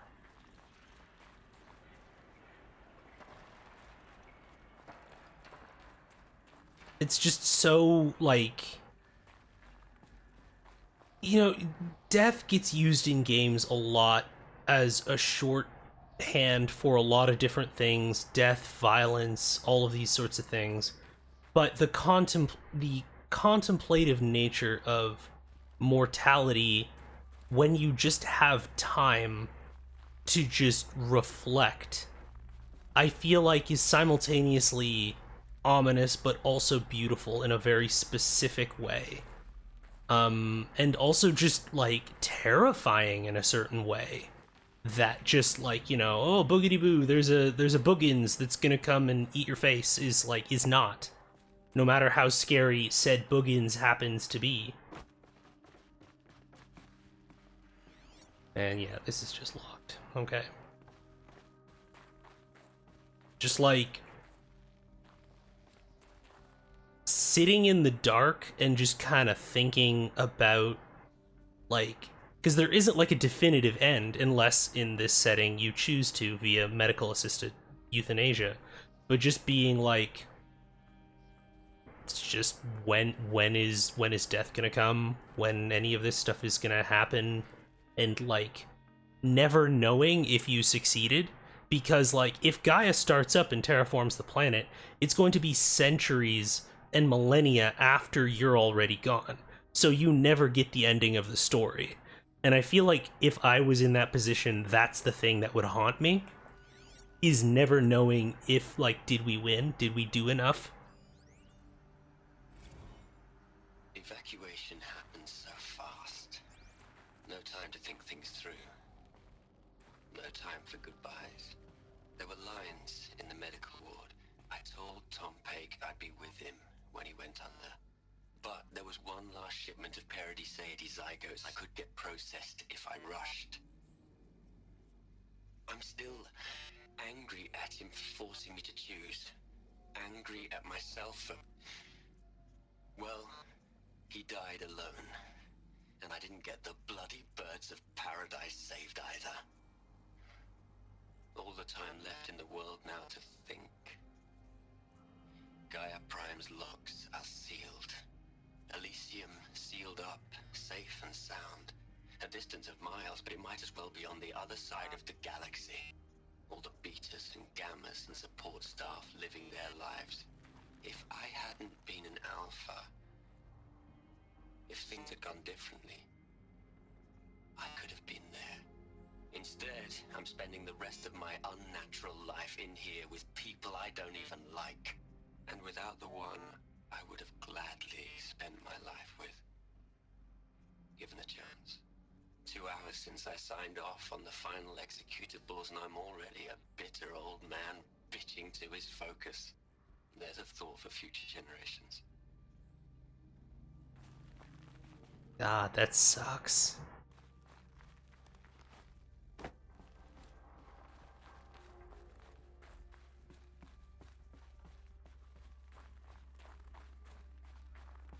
I didn't want to move into the next area in case Silence started talking over the actual logs that we're going through.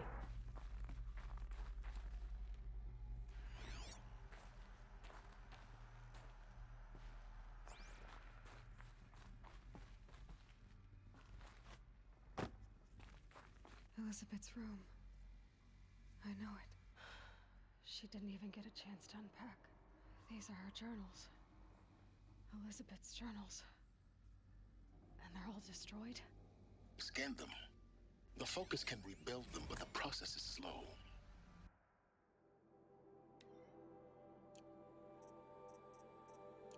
To us, it seems a powerful device, but its engine is tiny and limited. How slow? Days, weeks, years. Concern yourself with stopping Hades and extending the future. It operates at the speed of plot. So that's where I came in.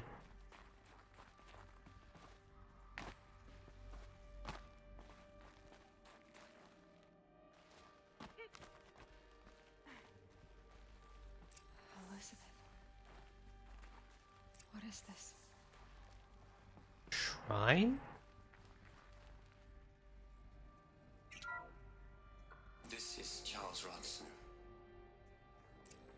A I'm logging this 6 hours after final deployment of Gaia Prime. This morning, an access port seal malfunctioned. Gaia Prime's port seals were designed to close with a seam of less than 2 millimeters. But this one closed with a 10 millimeter gap. Enough for an energy signature to bleed through. Oh, Enough for the swarm to detect this facility. Enough for Gaia to be discovered and destroyed. Enough to end the future we worked so hard to make possible. Unless the hatch servos were manually re-engaged. Oh, they did the like I have to manually. I'm now switching to a recording of the event. Well, I'm not going out there. Not what I signed up for. Either we sent someone out, or all of this was for nothing. It should be Liz's decision. So when is she going to get here? She said 5 minutes. You don't think... Oh no. Okay, everyone. I've repaired the seal. Gaia? Seal closure at 1.4 millimeters. Confirmed. Elizabeth, no. We'll find a way to bring you back in. It's not gonna happen. The swarm's too close. Really. It's alright. Gaia's complete. She'll take care of things from here on out. That's what she does. Not like this. There's so much we... Guys, you know me. I'm no good at endings. At letting things end, so, let's not. So, happy trails, Liz. And, see you around. Yeah. Take care of each other, alright? Liz. I'm okay with this. I want to go home. Goodbye.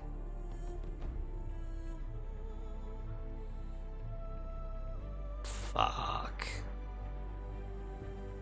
That was the last transmission of Elizabeth Sobek. She gave everything for the hope of life on this planet. And we are all in her debt.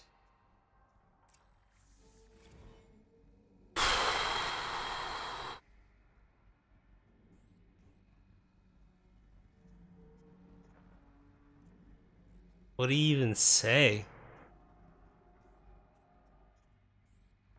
Wow. That was probably the most moving part of the game thus far, honestly. Yeah, if you start, I swear, do not have any Eclipse going here. Silence? Silence. Dude, do not fucking test me right now, man. She's gone. Really gone. You knew she couldn't have survived, Aloy. And her achievements were beyond exceptional. While her people bickered, she was the one who took responsibility. The only one who could. She was better than them. That's not what I said. She was. You shouldn't be afraid to admit it.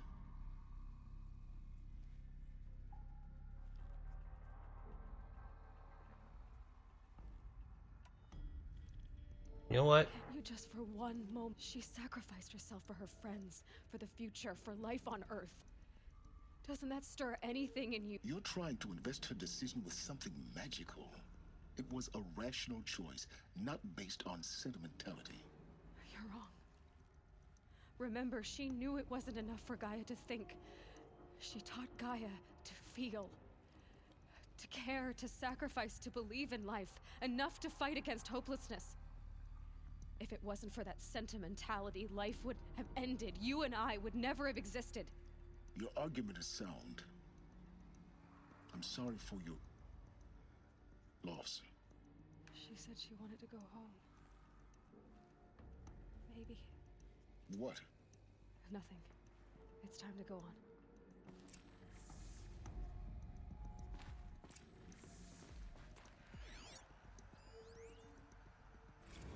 You'd hate it, Liz, but I wrote you a eulogy. I had to try to express all your children, after all Apollo has taught them, they'll think they know everything. But they have to understand what you did for them. How you loved the whole world so much. With an intensity that was dazzling. Bruising. And in the end, it killed you. Or you died for it. Different perspectives.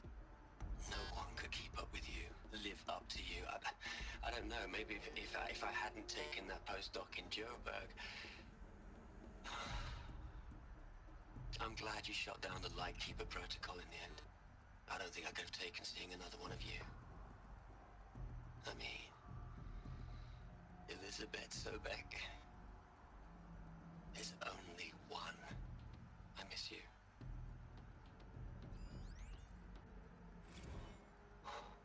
Travis, don't fuck this up, man.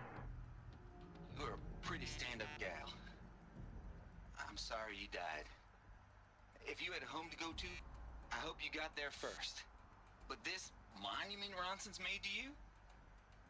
Kinda creepy if you ask me. And you ruined it. Peace, Liz. God knows you earned it.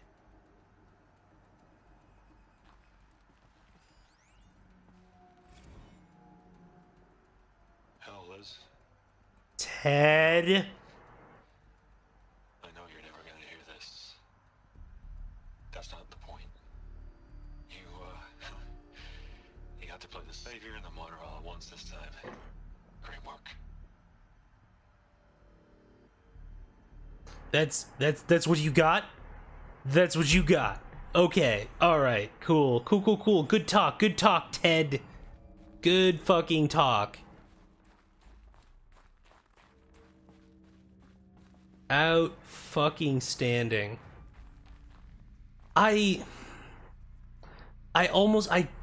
If it wouldn't take several hours of context to build up to, I would want to show that to kind of...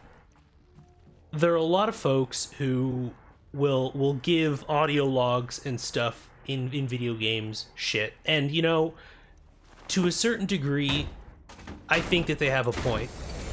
But there's also a lot of cynicism in terms of, like, what they can do and the gravity of the stories that they can tell.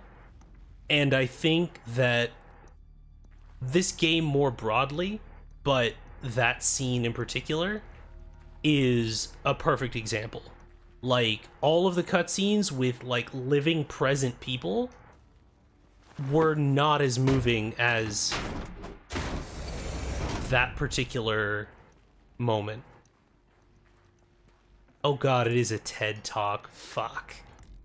I hate it. There's gotta be something in here. It's not just a supply crate. There we go. Okay. Alright. Let's start over from Eleuthia 1. Running integrity tests. Dr. Brochard Klein. May I speak outside protocol? I suppose so. There's no one to stop you. Doctor, you are fatigued. You have been logging abnormal sleep cycles. Are you suffering from depression? Well, I am trapped in a science facility for the rest of my life. How about you? In a time slice of a quadrillion operating cycles, 10,000 are involved with processing the loss of Dr. Sobek. I have considered quarantining these processes. Do you think that would be wise? I'm not a psychologist, Gaia, or an AI scientist. No. It is natural. At least in the context of the work you and I have accomplished, which begs the meaning of the term natural. She was your creator, the patron saint of this crazy endeavor. Our Lady of the Fervent Hypothetical. Even assuming a string of significant failure combinations, Zero Dawn's chances of success are greater than the hypothetical. It's called a manner of speech, Gaia. Take a note. I know that in the earlier kind of portion, we saw Gaia being capable of grief, reading or learning about previous extinctions and whatnot, but there's definitely an order of magnitude difference between grief in the hypothetical and the experiencing of it in the personal. And so I think that that is a very kind of lovely little conversation. Yeah, qualify grief with how many threads she's considered. Yeah, I know, right? It's just such a little detail, and like, it's such a humanizing conversation that, like, in that moment, it's not, you know, an immensely powerful terraforming AI and like a fertility scientist for you know, to be a great understatement, conversing. It's two people who have lost a friend, and I think that that's beautiful in a very tragic way, because they grieve in their different ways. Hello, Margot. How are you holding up? Dr. Ronson, I've been getting a lot of messages. Oh, fuck that. Margot, I'm sorry. With Liz gone, we've got no one to run interference with him. I'll talk to Ted. He mostly wants updates, constant updates, hundreds of updates on things he knows nothing about. Liz used to field all of his crap. He doesn't understand the systems at all. That was kind of by design. But he's getting pretty sketchy with me. We just have to keep him happy. Liz always said... Oh, I'm gonna... You ever hear how she talked to him? She was managing him, Margot. I mean... I'm gonna get real upset, aren't I? He's buried in this pyramid with the Hola Hola girls and Panta Antimon cuckoos. What can he do? He's gonna get fucking pissy and ruin everything, is what's gonna happen.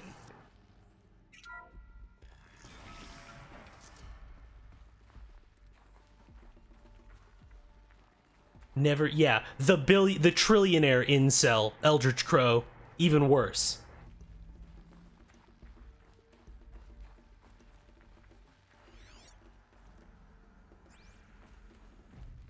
Like, he's basically the one who funded Project Zero Dawn.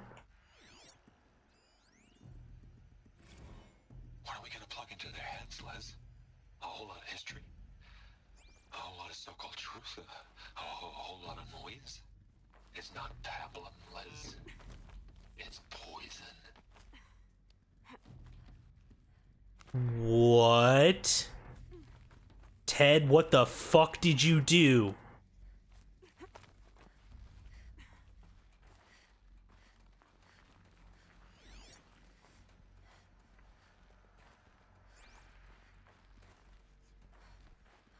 Point where I look at Tate. So this is two different characters, Eldritch Crow. There's Tate, and then there's Ted. Ted Pharaoh is the one who created the Pharaoh plague, like the robots, and Travis Tate is the hacker and AI specialist who creates Hades. So those are two different people. I know, similar names. But Ted is a trillionaire and a fuckwit of the highest order. Oh yeah, about him being a skeevy incel. Yeah, that was weird. You found the control room. I'm on my way.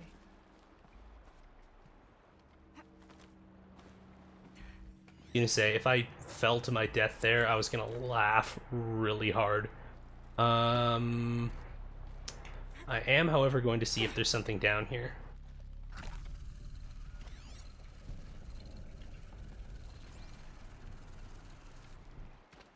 Nope. Okay. Well, you know what? It was worth it. Where is the actual... Because I actually fell down here when I came down here the first time.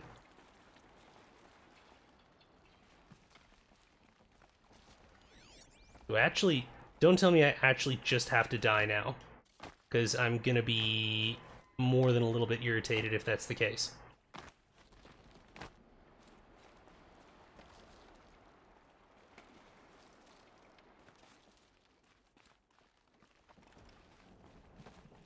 Yep, okay. Well, we're doing this part.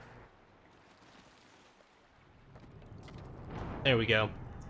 That was silly. Yeah, it's, like, you could definitely see him being just kind of, like, irritating, or just kind of, like, the metal stuff, but then also just the, like, weird kind of, like, gross kind of pervy stuff was just kind of like, really? That needed to be a thing? Alright, cool. If you insist, I guess. And they did, in fact, insist.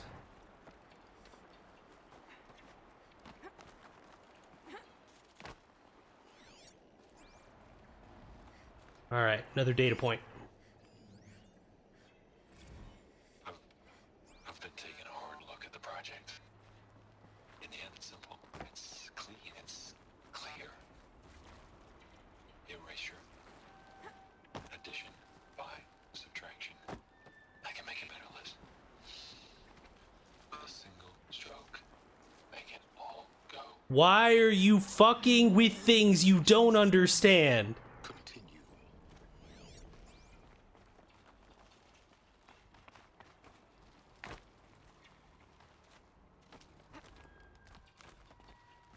I am decidedly starting to lose my cool.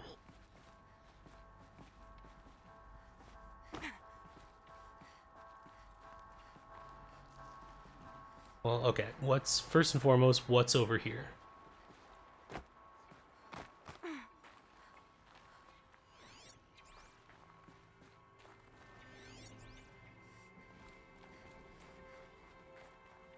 Did you fuck with Hades? Ted, did you fuck with Hades?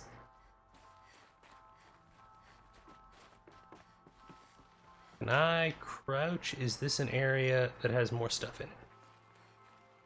Nope, okay. Figured I would check. And that's a zip line, so that's a switchback. Okay, cool.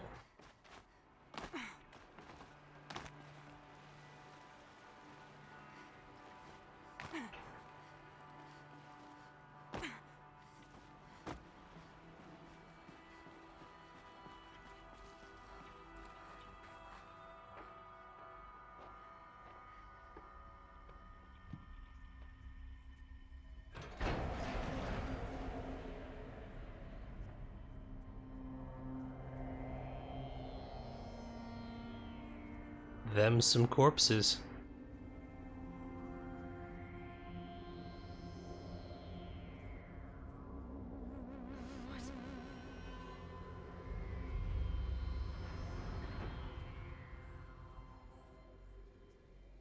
When I opened the hatch, the air rushed in from this side. Because there was none inside the chamber. But the alphas were in there.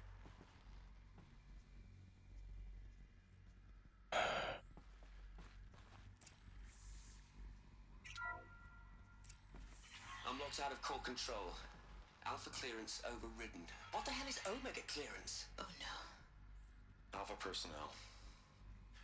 Sorry to alarm you, but I need you to listen, okay? To what I'm about to say. This isn't easy. See, please, stop trying to access the system, okay?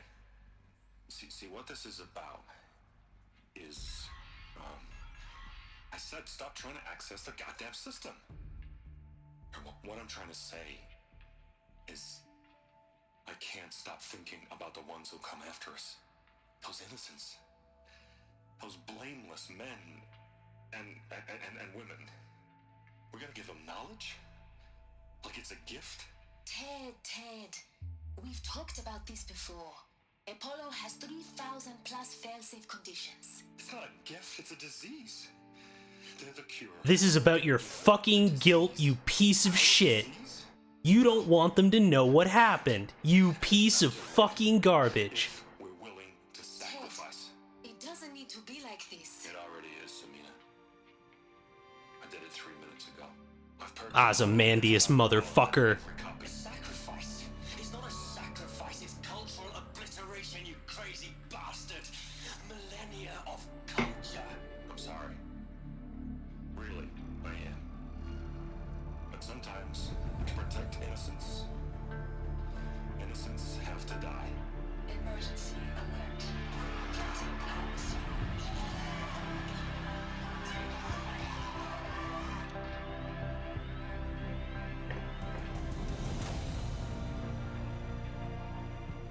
I'm pissed. I'm fucking pissed.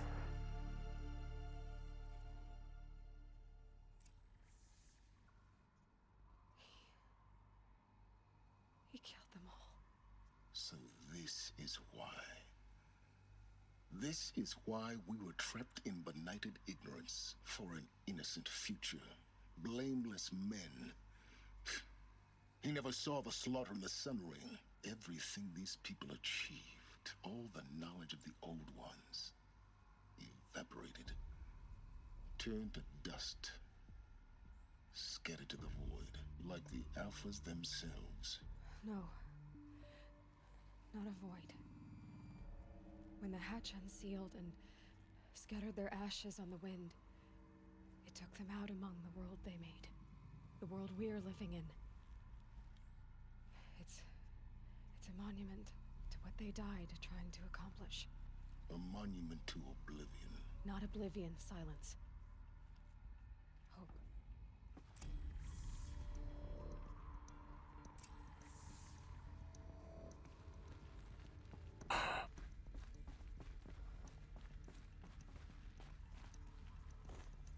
It's a tribute to how good the writing is in this game that I'm fucking pissed right now. Now all you have to do is kill Hades with it.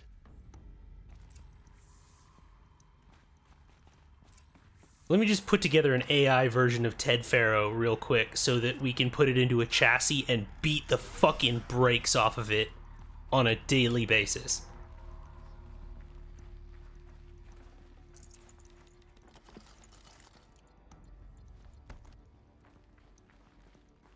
Yeah, absolutely there, hello Ten Bear.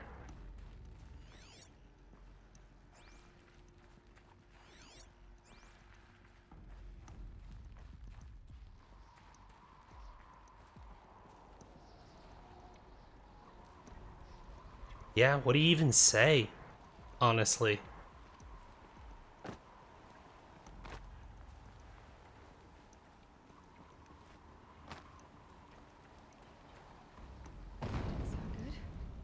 Try not to fall to your death. Well, the master override doesn't override gravity.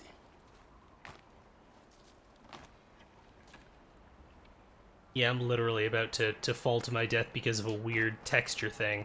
Well, anyways.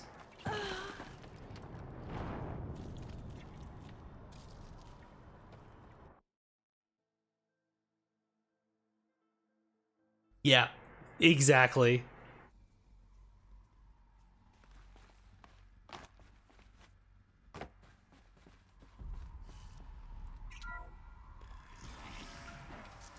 See, I would have thought that there would have been an audio log in here. I just, you know, like, all of this stuff about, like, it's not even just ignorance. It's like it's like when someone goes to apologize to you, and they might even genuinely feel guilty, but it's more about their guilt than it is about, like, the harm that they caused to you. Doesn't override gravity.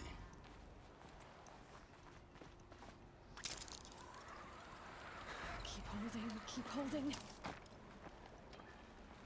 And that feels like what happened with Ted, is that, you know, he felt this guilt over what he did to the world, but it was never about helping the world heal.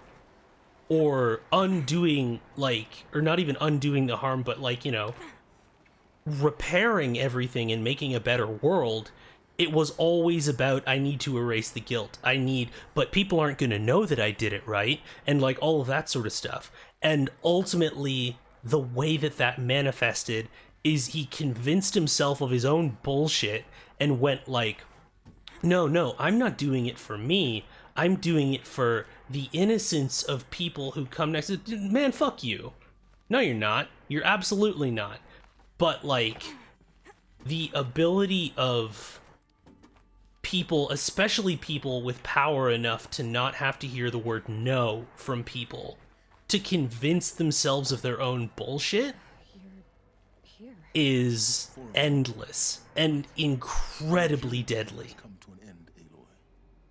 But But before I go, I think I owe it to you to tell you the rest of the story. Go on. Some time ago, I admitted that I'd been involved with the Eclipse.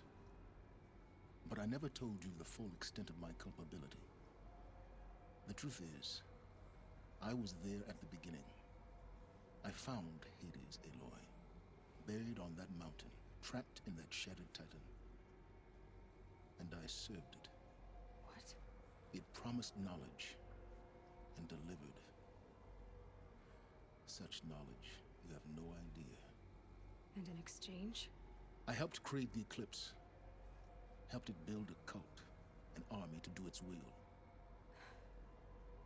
Why are you telling me this now? Because your success depends on knowing this. When I found Hades, the first thing it wanted to know about was the Spire. Not Meridian. The Spire.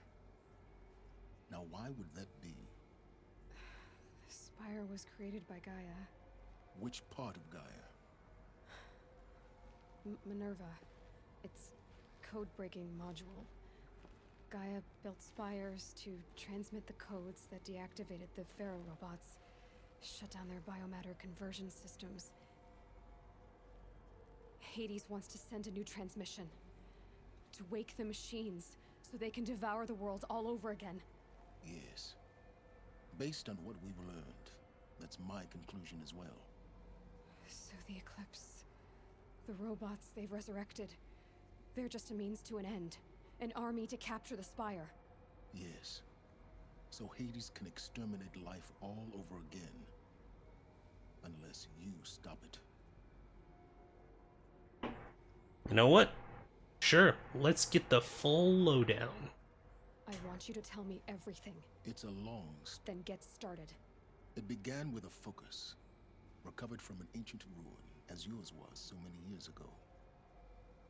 In my case, the device was heavily damaged. There was just a flicker of life in it. I spent weeks studying it. But that was enough. Until finally, I succeeded. A whole new dimension of perception revealed, right before my eyes. That's when I detected it. A faint signal. Out there, something was searching, just like I was. A real kindred spirit. I followed the signal to its source. A shattered titan, buried in the jungles of the Jew.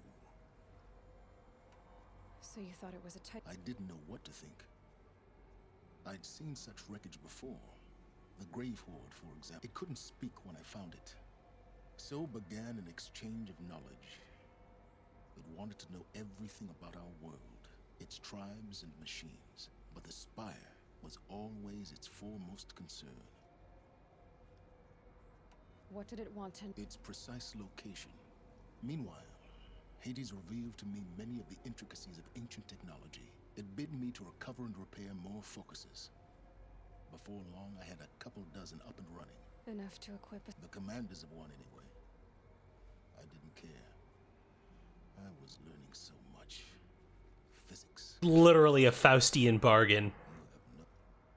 And the Shadow Karja? The Karja Civil War was a happy coincidence. And Yes. Overnight, half the tribe was in exile, desperate to win back Holy Meridian. Their religion made them easy to manipulate. All I had to do was present Hades as the buried shadow of their mythology. So yes, it was an opportunity. I arranged for High Priest Bahavas to meet with Hades. Helis was Okay, so pretty much what you would expect. Okay, yeah, I'm not gonna go through the whole guilting him about it. He probably doesn't care. Let's see. Yeah, no, you get the read the riot act for a second. Aloy, this what? I've done all I can. Take my lance. Fit the master override to it, and you have a means of injection. then I just need to get close enough to Hades' skull to stab it in? Exactly. Oh, no problem. Silence! Where will you go? Elsewhere.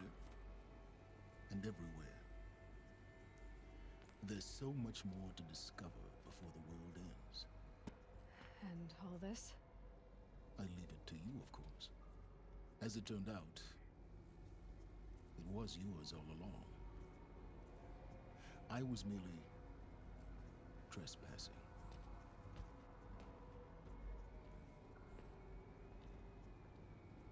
I don't know who was giving voice direction to Lance Reddick that had him just give these, like, long pauses between everything. They're coming. Preparations are complete. Ah, loosen the Bahamas. Behold, as I promised you. What manner of great machine is this? I've never seen such a thing.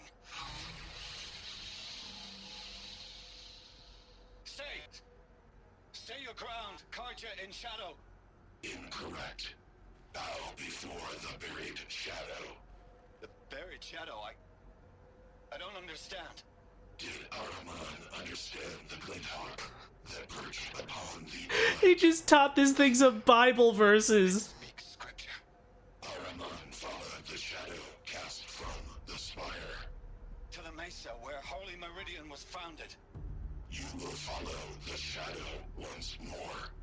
I am a righteous man, chosen of the sun. But in times of need, the powers of shadow can accomplish what the sun alone cannot. Will you return to us what is ours, O shadow of prophecy? An army is required. Obey, and Meridian is yours. Of our obedience you can be certain.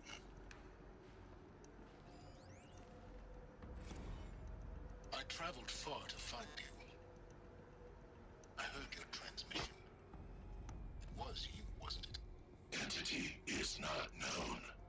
I'm called Silence, and you are. I don't think you'd have called out if it wasn't something you wanted. You called, I responded. Will you tell me your name? Hades. You are a creation of the ancients. He said this thing taught him calculus, right? Can you imagine how grating that would be, listening to that voice just like a high school lesson? Just like the third derivative of the... It's like, dude, do you have a second volume? Were you created by the ancients? I wonder how long you waited here, buried, until I chanced upon you. How long you'd have to wait for another. You're obviously very powerful, but you're not going to get anywhere without me. Titan Flame merely houses intellect. Define Karja. Now that's more like it.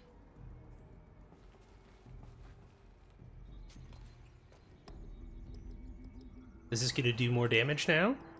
Or do I just get a super cool spear? I want to hear Mavis Beacon but voice. That's exactly it. Is like, how much knowledge did it give you? Is just being like, it was the best of times, it was the worst of times, but it's like 600 fucking pages of this thing just screaming at you like the fucking thing from Adventure Brothers going, ignore me! Like, I have to tell Avad that the Eclipse are ready to strike. oh my god. Well, that was a roller coaster ride from start to finish. We did a lot of different shit today. But I guess, like, I think that's pretty much the final quest, or at least the final one or two quests. So I'm excited. We're getting down to the end now. I think we might have maybe one more week left of this. So that is going to be very, very cool. But until we get to that point, thank you to everyone who decided to come by for this extra long stream, whether you decided to stay all the way through or just swung by to say hi. I appreciate that you decided to spend your Friday evening with me.